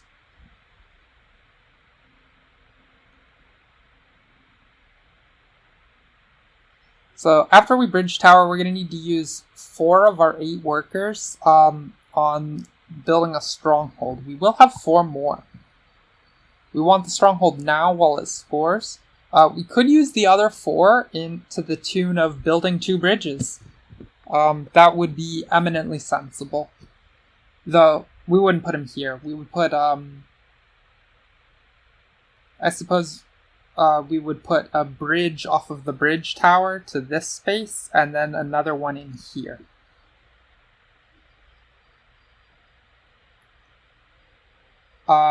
I guess I don't really fully like that plan, because I am very interested in getting these cult town tiles. And those are things that are gonna disappear quickly once people start founding towns, which no one's done yet. It's actually kind of dumbfounding that we're at round 5 and not a single town has come into existence. That definitely happens a lot when there's town scoring that's late, and so people are intentionally holding off on their towns. Okay, well there goes the first town right now. Actually, okay, that's only a single town. They'll need to take this one for the second. We will get our first town just by expending double dig, which we get to do right after this fellow. So, okay, interesting he chose the power one. That's... I can't really think what he would want power for as the alchemist. Right, you would think, well, okay, he wants to get the spades, which are a precious commodity on this setup. But he could have upgraded his spades, and then this would be much more efficient. And if you're going to take this, then that's not an efficient town tile. You should grab this one. So, I guess he's just not intending to go all the way on his digs, and then he's going to be really sad when we take this away right here, right now, which we have to do, because someone can compete with us. So, here we go. Let's change this. Give me that bridge tower. And now I can give myself back a bazillion power immediately. Why are we frozen here? Wake up, wake up! Don't quit on me now, BGA! Okay, I'm just refreshing this page. Yeah, there we go, okay. So what do I want? Well, There's some options. The workers lets me build bridges, get the stronghold, and build both of these, and that is a ton of things. There's a lot of appeal in doing a ton of things. Can't really deny that. But I think I'm pretty well situated to fight out these cults. Also, I'm very leery of the nomads stealing the win on this Earth one from me. So I think actually we can build the stronghold in this town assembly and get still this in the same turn to still do a bazillion things. So for now, let's go ahead and secure this massive town bump. This will also give us much power. Huzzah! Actually gives me a ton of power, enough that I could look to do a single dig now if I wanted. I don't want any inefficient conversions.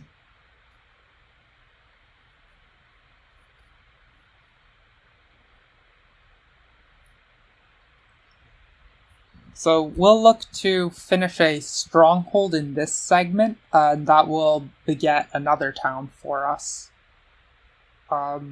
We actually got so much power there that we could look to take this action. Skipping out on something like the on this, so that we can get the all cult bumps yet again. Which is mildly wasteful given that we're wasting the Earth one, but whatever. Gotta fight for them cults. You don't have to, but I have chosen to. This is the game for that. Then we can also end at rank 6 on fire for yet another worker in this cult reward. So I like taking this, which means that we're actually pretty interested in this power action. Those are the only two things that can feasibly be stolen away from us for the rest of the turn. This power action, and this town tile. So which one is more likely to disappear sooner? I would argue the power action is. There's 2 copies of this, and alchemists have a lot of power. And they're always pretty happy to have lots of workers because they can spend their score as needed to supplement the money. No one else is in a situation to take this. It's possible this disappears now, though I would guess more likely this happens. Oh, no? Okay. So we could gain the power and grab these.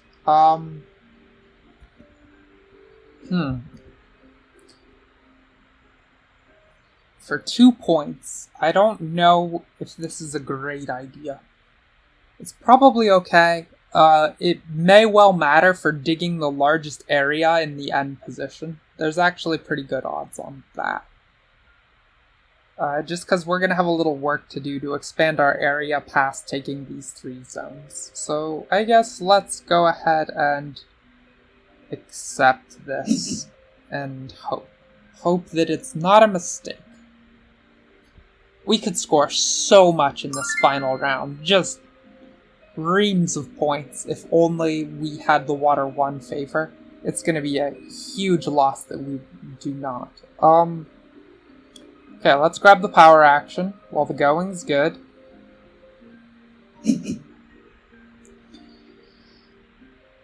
And then in 2 more actions, we'll secure this cult this cult town key thing. We have a lot of actions left to take this turn, but that's really all that can be stolen away. Unless the mermaids want to go crazy trying to dig this out from under me. I would be amazed if they made that choice. I don't think it's very likely at all.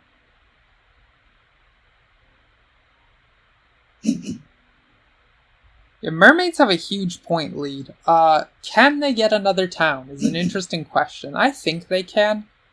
If you think about taking a single double dig action, they could dig here and then throw the coral reef in one of these 2 spots, and then this is an easy town. I do not think the mermaids have the power to get 3 towns. They will be stuck at 2. We unfortunately have all the things except for points. Missing this favor hurts badly, and we're gonna look like we're doing really bad right up until the end. Because we're not taking points in the middle of the game the same way that other people can. So, okay, dig did go away. I guess the alchemists are on that plan, and yep, never finishing out their dig upgrades. Or they're using the shop to get the final set of upgrades. Oh, they already upgraded digs, so they can't... This is very bizarre. I'm not sure this guy quite understands what his gloomy workshop does.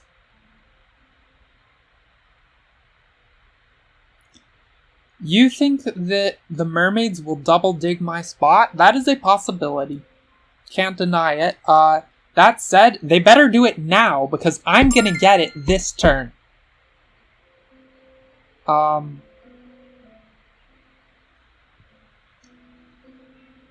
This very turn.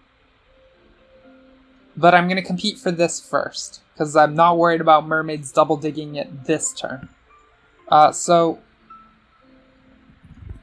So where do I want to put the stronghold? Somewhere in this assembly, so that this becomes 7 levels worth of buildings. If I do it here, then the nomads can gain insane amounts of power, but they're power capped. So actually this is just really wonderful to do it right in this spot. I'm also interested in gaining power at fewer points traded away on the extremities here where action might happen, so I would like this one in preference.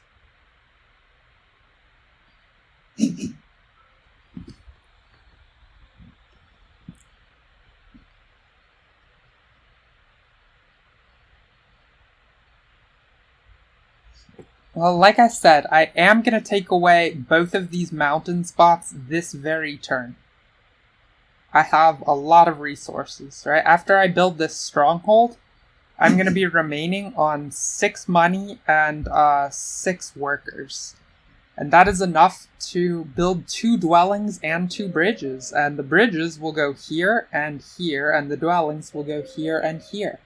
I did plan this out when I chose to take this power action. It was not taking it just for shits and giggles. So I don't think they have an opportunity to steal anything that matters to me.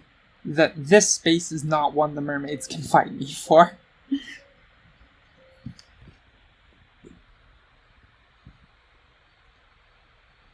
Shits and giggles, an added bonus? Maybe the giggles were. I do like a good giggle. You said... Yeah, okay, so the mermaids do have the 6-town size. I still don't see how they're possibly going to form 2 towns in this mess. Maybe? I don't think they can do enough digging. I just don't. They have to dig inefficiently if they want to this turn.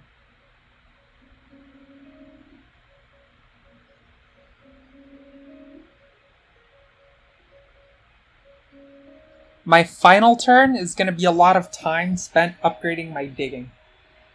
Actually, if I'd been wise about this, rather than building this trading post, I would have... Oh no, this had already disappeared 1 action before the trading post. I still stand by taking this fire one in preference to the air. The fire one is what pays right now. We're really going to want to hop on some kind of scoring something for the last round. It shouldn't be too hard. There are 4 of them. Then again, we didn't have access to one that would actually score for us this turn. The shipping one will be 6 points because we know we'll have rank 2 shipping. So even that one's acceptable. Though less than ideal. The others could all be maxed out if we wanted.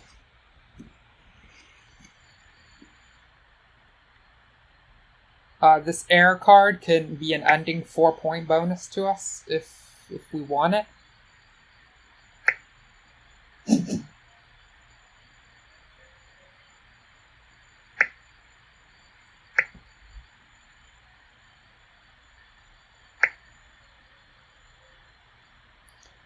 The only realistic alternative to this town tile is we could grab 9 points and a priest. A priest does help us fight for cults too, but it doesn't help us fight in the fire cult, which we care about deeply.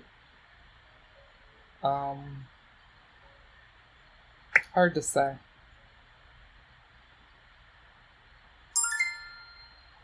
Okay, alchemists are... How did they make that advancement? They're spending priests the inefficient way to bump one at a time. They may be disappointed when I advance. I could advance as much as 3 more spaces on this track this turn. Then I could end with a Fire 3 favor on the final turn from my Sanctuary to win the Fire Cult. This is pretty great. Okay, Stronghold Ho. Well, the Nomads are still power capped, no less. Yeah, I will secure this. Do I want conversions? Still not interested. No, thank you. We will start the mad chain of bridge dwellings here as our next thing. We can definitely wait on investing a priest in cults. We can also wait on investing taking this favor action, both until the end. Whew. This is a very nerve-wracking state of affairs when we're dependent on final scoring for so many points. We will get 9 points on pass just from our stronghold power, so that's something. But other people are passing for points this round too. Okay, mermaids are on the trading post scoring card. That's one that we can't take. Shame. We would have been happy to have it. We could have maxed it out.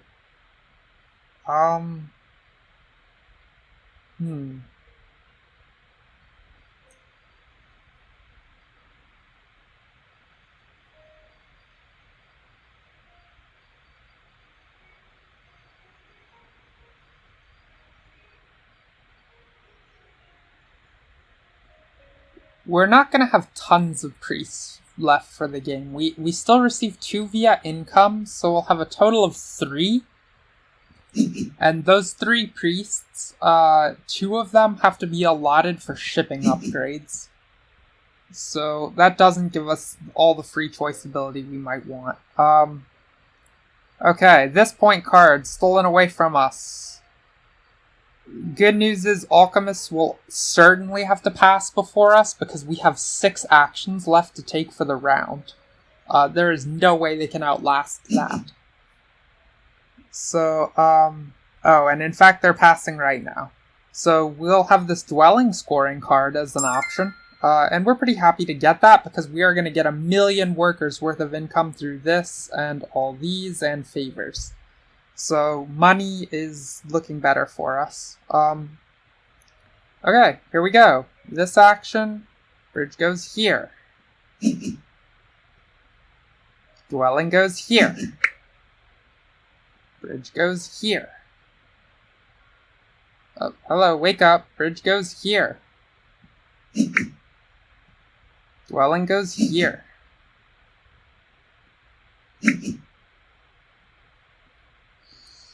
And then we also, let's see, we're interested in moving up one on fire. So, up we go. And then we still get 1 more cult bump. Let's see, how much power is coming in? So we are taking in a total of 8 power income. Can we store all of that? At present, the answer is no. We can only store 7. So we could consider spinning ourselves up 1 coin through this. That's probably for the best. We're not going to have tons of, that'll start the next round at 7 money for us. And then with the 7, well, 7's got to go a long way. But we'll have tons of workers.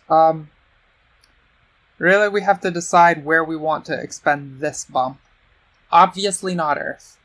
But water and air are contenders. Like, all of these cults, there's a lot of value.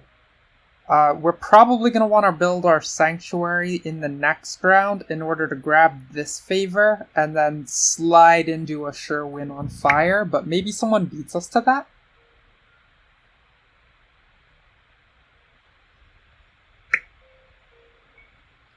Haha! Yep, mermaids are citing exactly, what you, in the chat, they're citing exactly what you were worried about, Illusion, that I would take that space away. And sure enough, I did.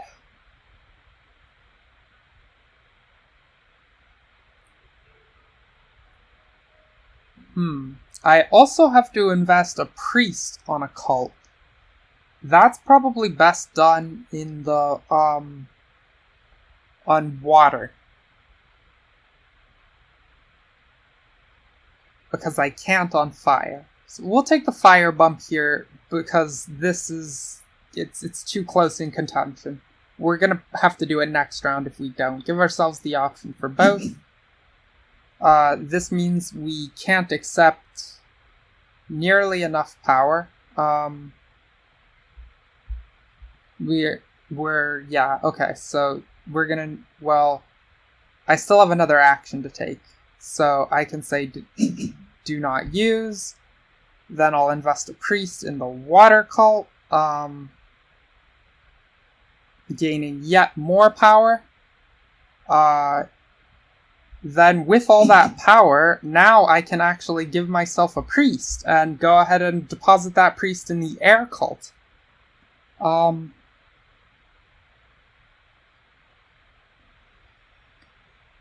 And then, yes, okay, that sounds interesting enough. We would like to be able to dig another spot for the end of the game, probably. But, actually, I've run myself out of dwellings. Huh.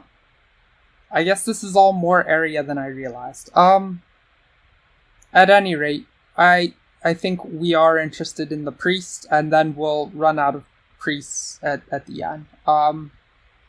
Or we could just go ahead and win water right now. That has a lot of merit to it, actually.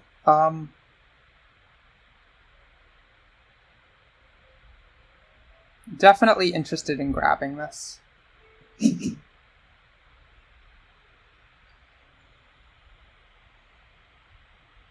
And then where do I want to put it? So there's not a pressing rush to deposit it. I don't have to go right now, so I can wait and see on the next round. But the worry with doing that is that these slots...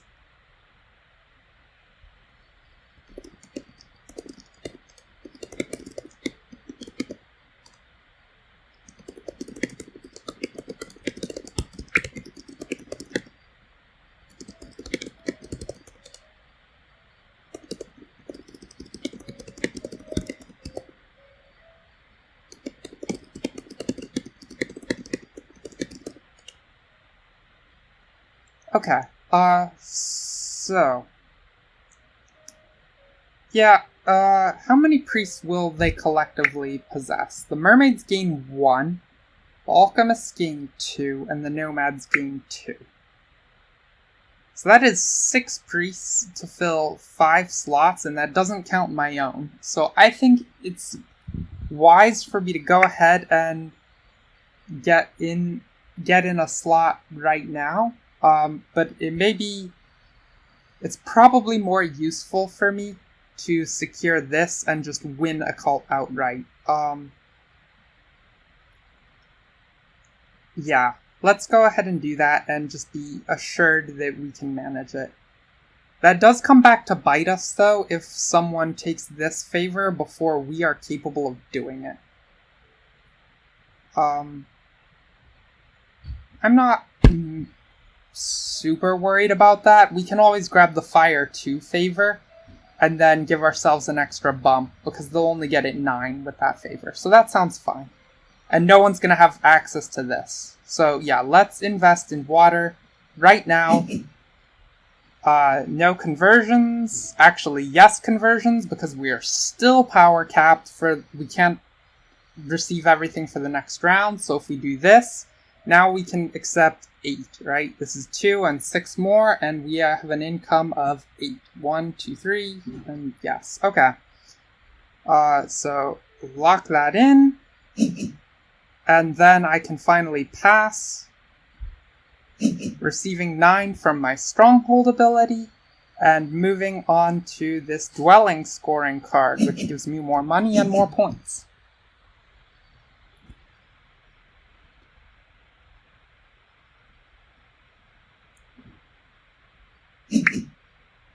Illusion, sorry, I am not that level of foolish. So this is the power action we were most interested in, and it is gone from us already. That's a bit of a shame. There's not a lot else we have to fear losing here.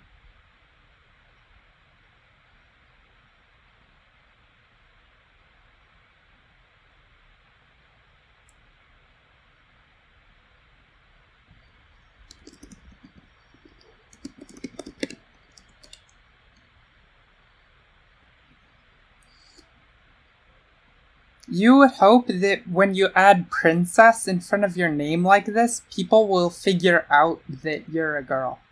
But apparently that's not the case. I guess blah blah blah something something, everyone's a boy on the internet is what they say. So we need some shipping upgrades. That uses most of our money already. Maybe we can't consider grabbing this favor. That's a bit of a shame. Nomads grabbed 1 bump on every cult. We're pretty okay with that because they're only really in contest with us in the 2 spots. It doesn't help them in these that we've won already.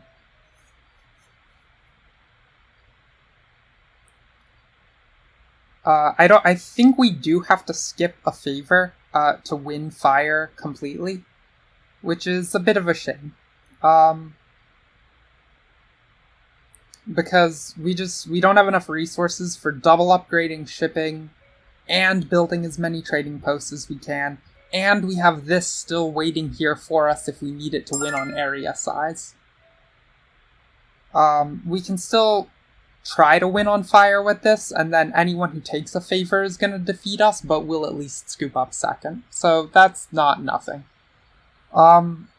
That means that we're not fighting for all that much, actually. We can't even grab this. We don't really have interest in digging things because we already have a space to take. I think what we're... is there anything we're after that's under contention at all? We're probably just using all this power as money. That gives us a total of 14 money. 8 of which is earmarked for shipping upgrades. So you have 6 money and 10 workers. That's 16 resources to allocate how we like. We certainly could use that for 4 trading post upgrades. And that would eat up 12 of it. Then 2 more to build this dwelling. So the ambitious line we can... since we still have 2 resources at the end of that, the ambitious line we can take is to try to build yet 1 more dwelling on top of all of that. Nothing in that can be stolen away from us, so we would take the dwelling here. And then the idea is that if we gain a total of 2 units of power, no, 4 units of power, then we are able to take this action and dig and build 1 more and end by exact resource count. So unfortunately we can't build this first thing. It's just straight up impossible because we've run out of dwellings. So we gotta upgrade something first. Where can we upgrade trading posts without paying the inflated price? We can do it here, here, here, here. I guess we have lots of options on that front. So we want to do this giving away the least power that we can, or, we can make people pay an overabundance of points for their power, as is this case, though the nomads will gain a free one here. I think alchemists max their dig, so they won't compete with us for these. So we're probably like most okay with granting the power to them. So on that note, I guess I want to upgrade this as my first trading post. Or this, they're equally good. Let's go ahead and do that.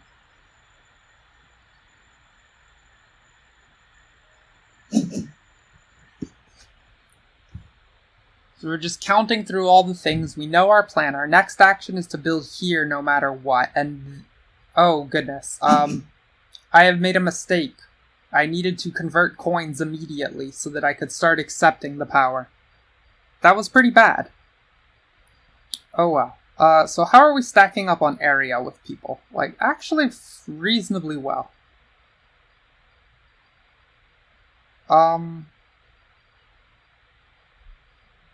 We have fewer buildings on our map than anybody else does, that's for sure. We can wait and see how hard we need to fight to grab one of these two spaces at the end. There's other ones we could single dig as well. This is theoretically doable here or here. We're only going up to 2 shipping. That's not enough to make it down to this one. But none of this is disappearing anyway, so who cares? I guess actually we can take up here if we want. That's probably the best one, just because then we also have access to this tile too. If we somehow were to gain 1,000,000 billion points of power, we could have both of them. But that would require us gaining 8 power out of... No, 8? Is that right? Yeah, that requires us gaining 8 power out of the blue. I don't know that we can do that without paying way too many points. Okay, so far we haven't missed any power from this build. How much are we going to wind up paying for my mistake of not converting early? Let's find out.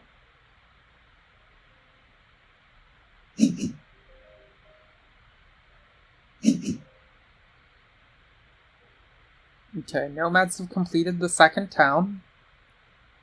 Wait, that's not a town? Ah, they do not have the fire favor, so they'll upgrade one of these. What action was just taken by the alchemists?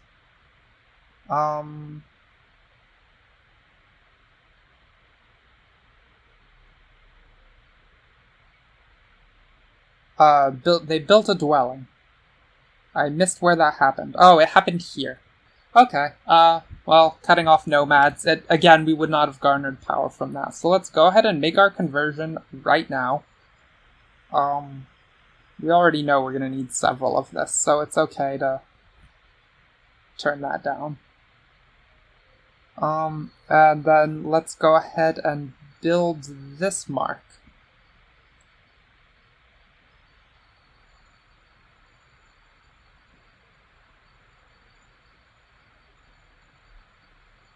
Ah, whoops, wrong button. Okay. Really a shame we're not getting the extra 12 out of missing the water favor, but, you know, we've made out okay for ourselves. We're getting some not as good, but reasonable compensation by blowing away these cults.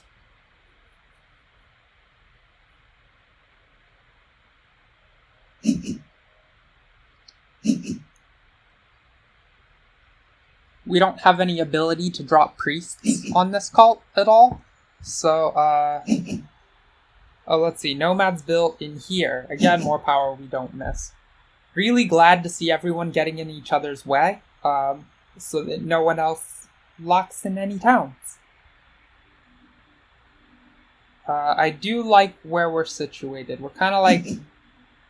Once you factor in our bonus... Oh, Can the alchemists make another town this way? I think they can. Yes. Yeah, that's really doable for them. So they're going to have 3, but they are going to pay a lot of points doing it because they don't have any money left. And they would still need to upgrade 2 of these into trading posts. They'll get back more points because they do have a water favor and because of this. We're gonna have to make sure we beat them up on area. Currently, we are 2 buildings in the lead on area against alchemists. 2 buildings in the lead against mermaids, and even more against nomads, 3.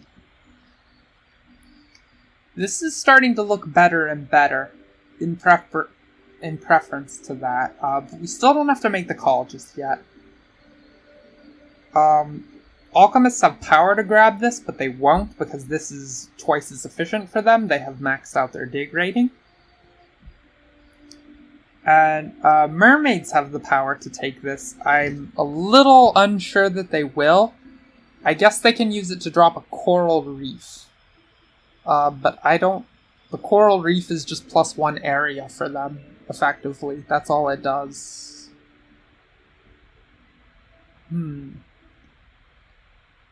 So do we want to go ahead and do that right now? If we do, then we have 1 more coin coming out of... Yeah, So we can definitely secure the area award and give up access to a trading post. But we get to build a dwelling, which is 2 points paid versus 3 lost. So it's -1 point if we don't get enough power. But given that it makes us very certain on area, where we otherwise are actually a tiny bit dicey, I like where we're standing. And we get the point back also from this. So it's even neutral. So we should go ahead and just grab it away right now. And I'm going to go ahead and build this space. Or I could take this one. There's no point taking this one, though.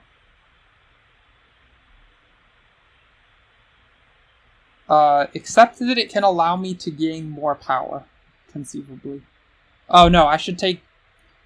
No, I would need to take this one, but I need to up my shipping first to do that. Do I have resources for that? To upgrade 2 trading posts so I can build 2 dwellings? I don't think I will.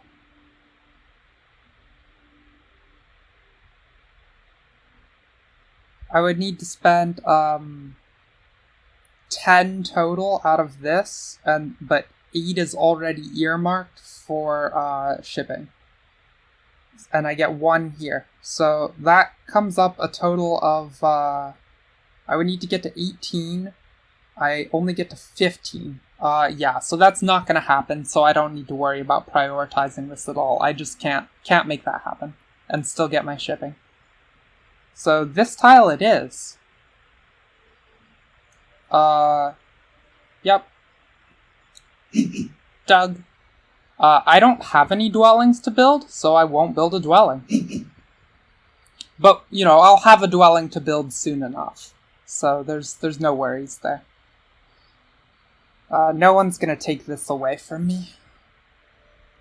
If I wanted to be extra safe, I could have taken this one, just because then mermaids can't come, if they come here, they have the ability to conceivably work on that. But they haven't even come here yet.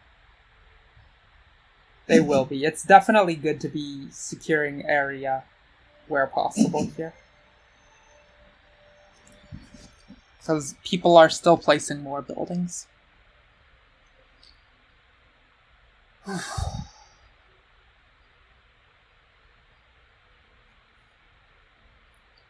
Okay, since mermaids will be building a dwelling here, our next priority is getting a trading post anywhere else, just so that after they build here, we can then play there.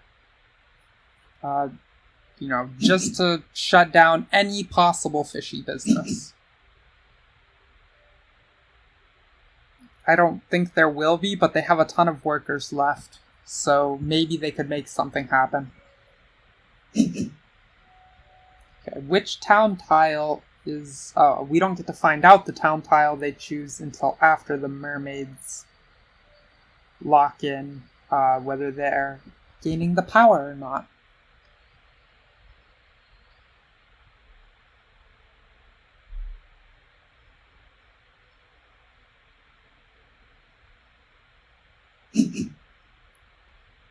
Declined. Okay.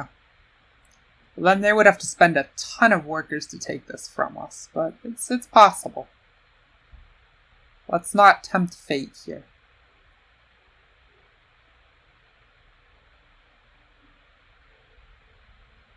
They would surely prefer taking tiles like this one or that one anyway, where they won't have to spend as much workers. As many workers, sorry. Always a good idea to be supporting proper grammar on stream. Okay, where do I want to put my my next trading post? Plenty of options. Q is actually scary in this configuration. Alchemists and mermaids are much scarier than the nomads, I think? No, the nomads have reasonable cult scoring. No one is so far down that they are obviously not a threat. Okay.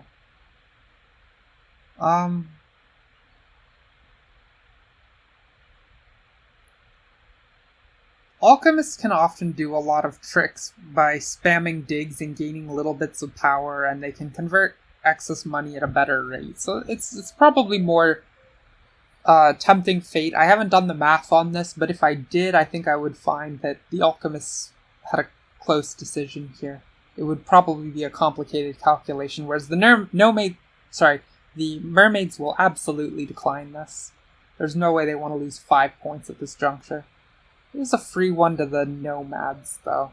I guess that does enable nomads to probably snap this up if they want it right after. The way their power is situated, that's probably a thing they're interested in. So let's not make that easy for them. Here you go, alchemists. You can have this.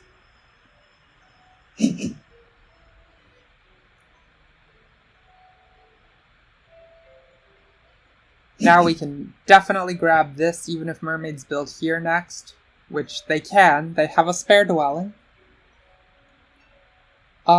So illusion, that is a harder call. You know, if it's going to be too much effort for you to espouse proper grammar, he did make it there. Good thing we can shut this down right away. If it's going to be too much effort for you to use proper grammar, maybe not worth it. Tough to say. But, you know, if I'm going to be in the public eye, I definitely don't want to be teaching awful things.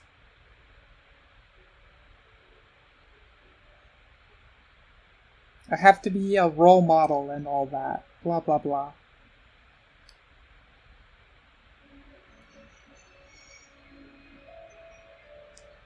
Good on you. Not many people are still fighting that good fight these days, Illusion. So the Alchemists are the only player that's going to be managing 3 towns. That's something. How many points do we have left to gain in this? We're still going to gain 2 from this construction. We actually, we gained from upgrading shipping. That'll be the next thing we do after taking this, because we know that we can't entertain the idea of going anywhere else. It's just upgrade shipping and then build a trading post at the very end. We do not want to lose 1 billion points for this power. No, thank you. Even if that could let me win area, which I don't think it can, that would not be worth.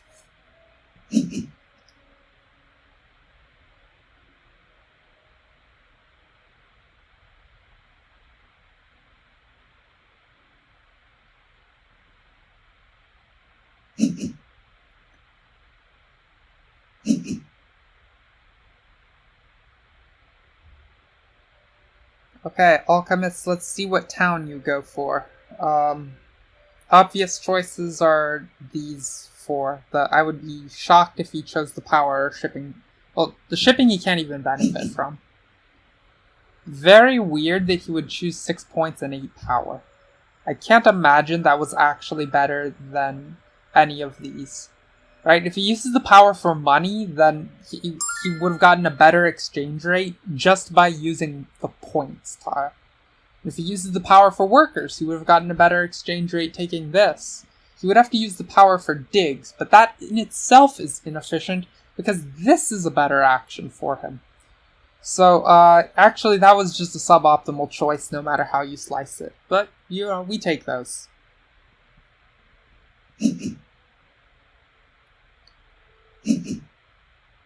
Okay,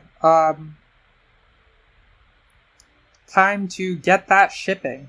We're gonna have to spend a lot of workers as coins to up our shipping twice, but we can do it.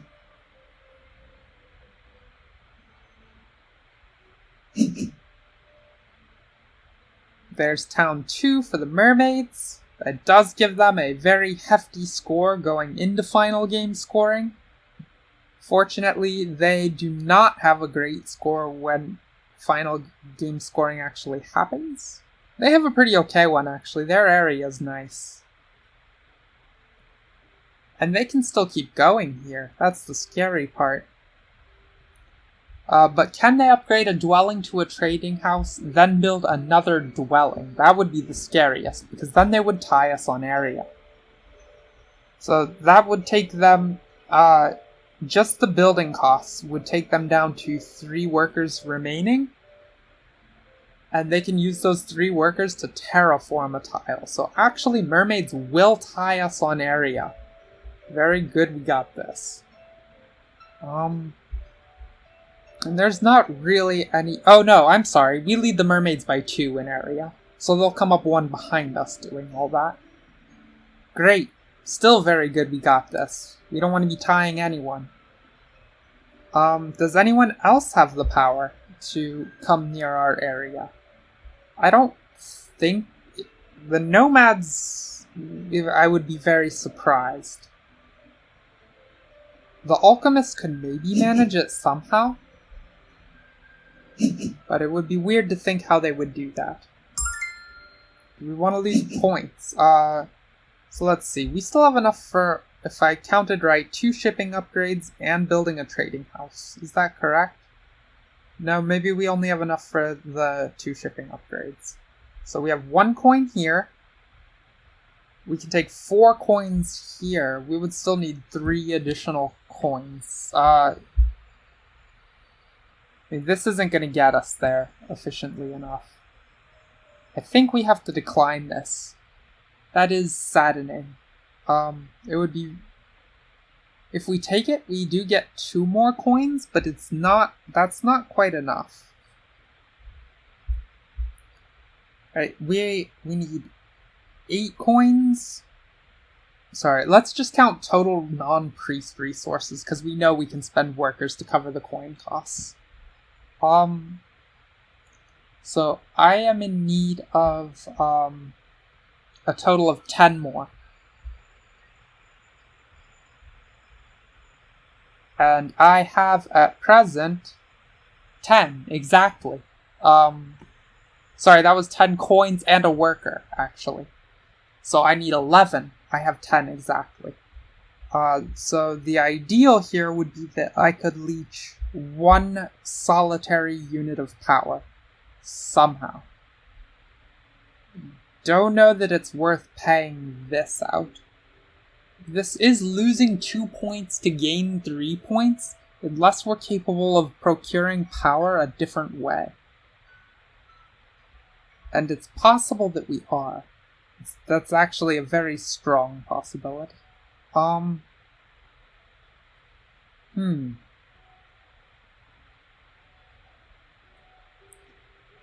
Mr. Fickles has so many second places? Are the nomads your pick for second? I haven't actually done the math here. I think we're in reasonably strong shape. So actually this is losing 2 to gain 2.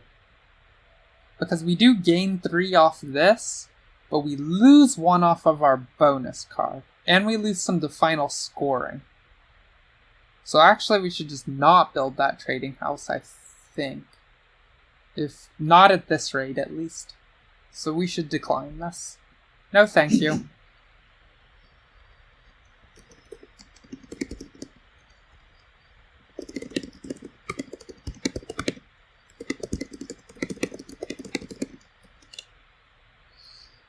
Gotta do the math, chat. We love doing math on this stream. Yay, yay, math.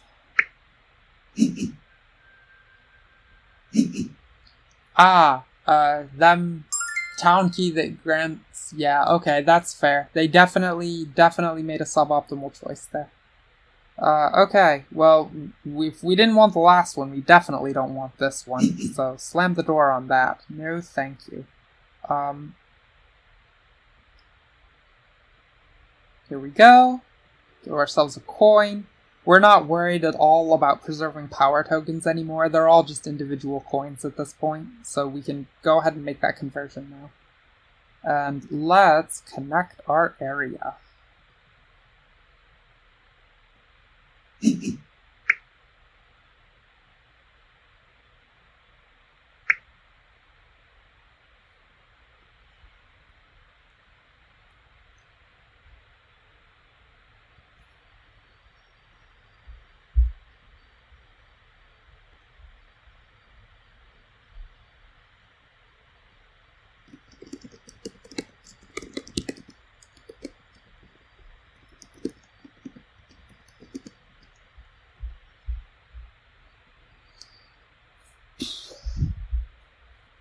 Okay, if we don't get any more power at a reasonable exchange rate, then we're just gonna go ahead and spend 4 workers as coins here. But we would hope to gain 1. It's worth a point if we can, just on final scoring resources. Or actually, better, because it's on a trading house upgrade, it'll be worth 2 points. Plus 3 and then minus 1 for our bonus card. So we're willing to pay for power as long as we only have to pay a single point. Then it's worth it to us. Solutions to the age-old question. What could BF stand for? Really? It's a toss-up.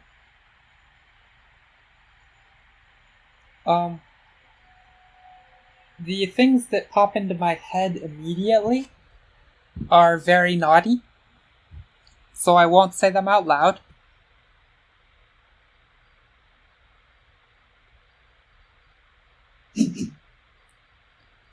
I think I'm gonna go with goddamn bouncy fun. That's what this name is, obviously. Yes, illusion, that could be the case. Maybe. Okay. Let's see, they've upgraded here. We can't take this power again, it's just way too much in point cost, so we won't take it. Next up, we are converting all of these so that we can upgrade our shipping yet again.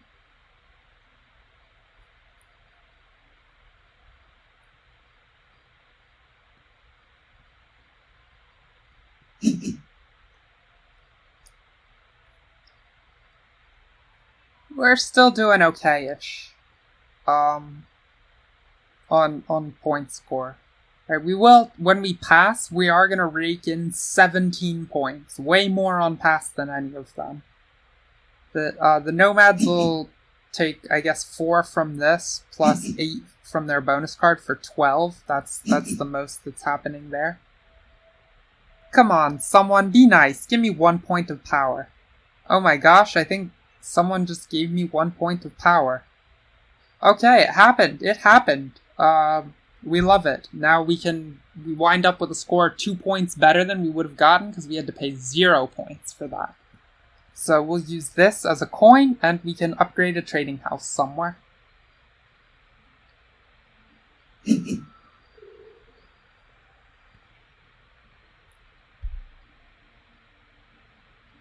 That's a marvelous deal.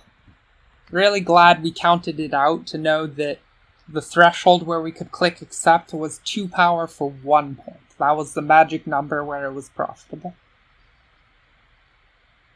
But we got even better. We got 1 power for 0 points.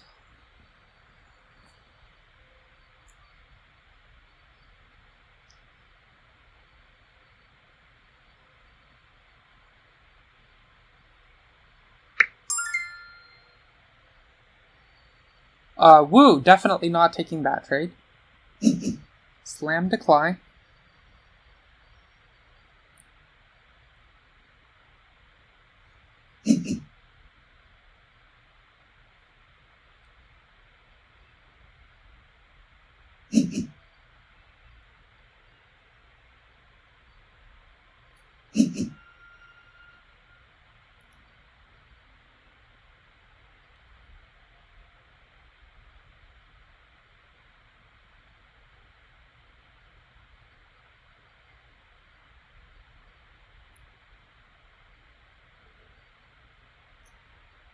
I don't know that he's necessarily talking smack about us. I think I would, I interpret this as a very friendly chat. I like being given a reprieve for taking my time and thinking things through. And I think I haven't done the math, but, it's not crazy to think that we could do very well here. We are gonna win on area and cult scoring, I think. No, we don't want all that. Okay, what else would we like to do? I guess now it's time to upgrade our trading house. So, burn 1 power, convert a worker to a coin, and, and also a power to a coin. And then we can put it right here. Go trading house. The nomads don't have enough to do that I think it's worth them to pay the point for this power.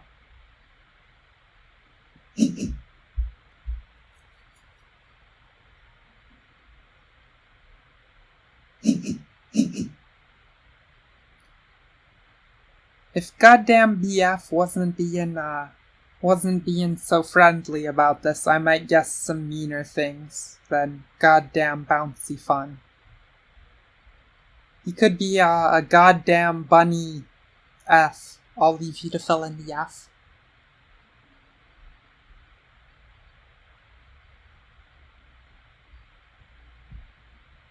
Not saying any naughty words on stream. So what do we have left to do before we pass? The answer to that question is extremely little. We can decline this safely. We have no interest in accepting any non-free power anymore. All we have left to do is make use of our favor tile. So we'll go ahead and do that. The question is, are we a lock for second on fire? So we can move up to tie the nomads here. That's worth a point for us and minus a point for nomads. There is worry that the alchemists, as their final action of the game, will expend their priests advancing here. But actually they chose to advance on water rather than tying us here. So thank goodness we had so many actions to take to defer this decision. Because we clearly don't need to advance on water or earth. It was between fire and air. And let's go ahead and take our bump on air. And then we're going to hope the mermaids are wise enough to grab this last cult slot before their priests are devalued into nothingness. And then they secure that they win this rather than actually losing to the nomads, right? This isn't just helping us, though it does help us. It's also in their best self-interest, for sure, to invest the priest and win this rather than taking a second place. There's no fear that nomads or mermaids would invest priests on this track. The mermaids could never hope to catch up, and the nomads have already won it. So, go gadget, advance on air.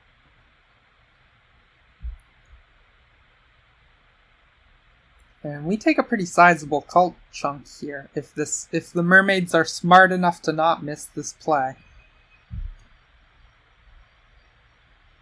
Do they even have anything else they can do? They can upgrade a trading house, but they don't have any trading houses. Yep, they grabbed it, as we would predict.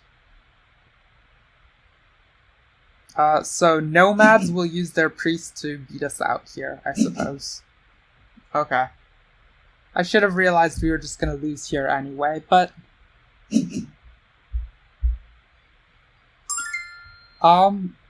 Will I ask him that? How about this? Here's what I will do for you, Illusion. I will just tell him my stream chat wants to know what the BF stands for.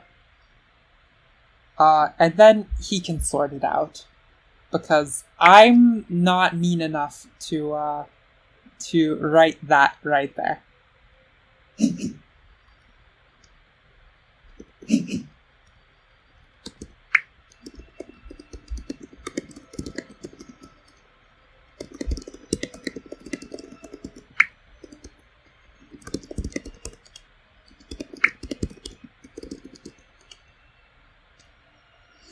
Let's hope we get an answer to this question.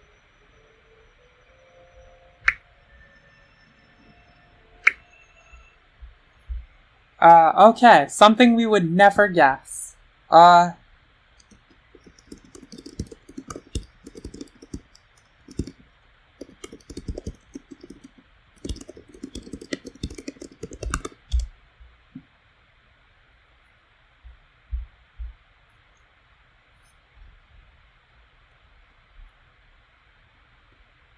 We got it? Maybe we did.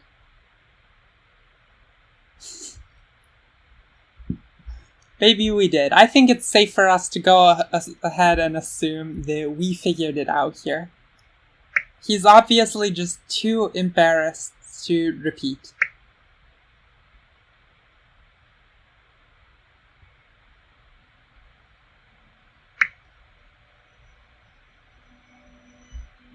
Oh, okay, we lose. Sorry. Goddamn burning fury is the answer to that question.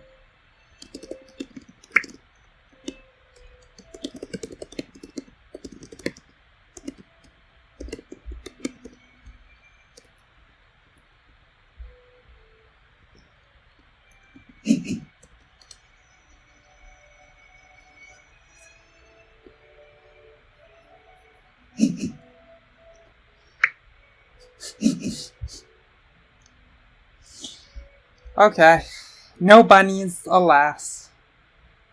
But, would you really want the bunnies to be in the same arena? As, today I dropped below 100%? Sorry, can you, clarify exactly what you mean there?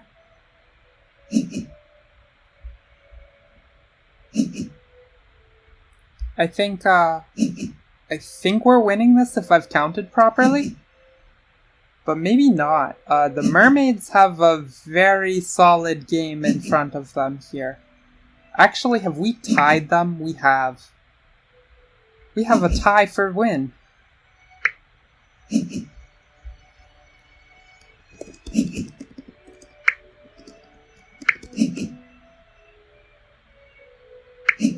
Oh, no, we have not. The mermaids were defeated for on area. Excellent, then. So we have it.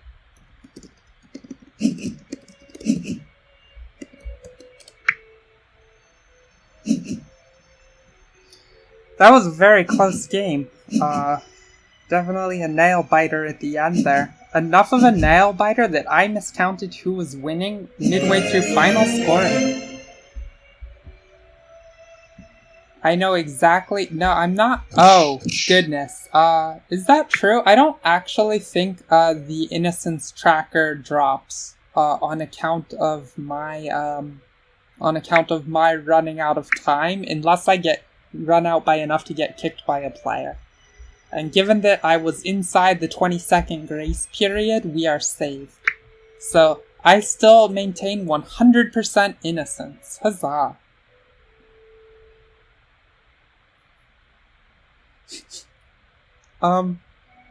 Look what you did, Illusion. Look what you did. Mr. Fickles is... I'm closing this chat now. Anyone who missed that can track it down later in the replay. I save all the matches I play on stream on my profile, so you can check them out later. Anyway, thanks for watching all. It's this has been a really good game, much closer than the last one we played. And actually, it looks like our resident bunny something or other was very, very highly rated, almost at the ELO target that we are questing towards ourselves. So if we can take those people down, that's a great sign for us. Yeah, apparently they did. That gives me enough consideration that maybe it was good in ways I have yet to think about. So I'm definitely gonna comb back through the replay and put some thought into that opening. I still suspect it is not terrifically strong, but it may have more merits than I realized at first glance. Sorry, I think we've troubled the fellow enough, Illusion. So I'll see you all on Saturday for a long stream. Hopefully we can catch a couple games in that time frame. Until then, toodles.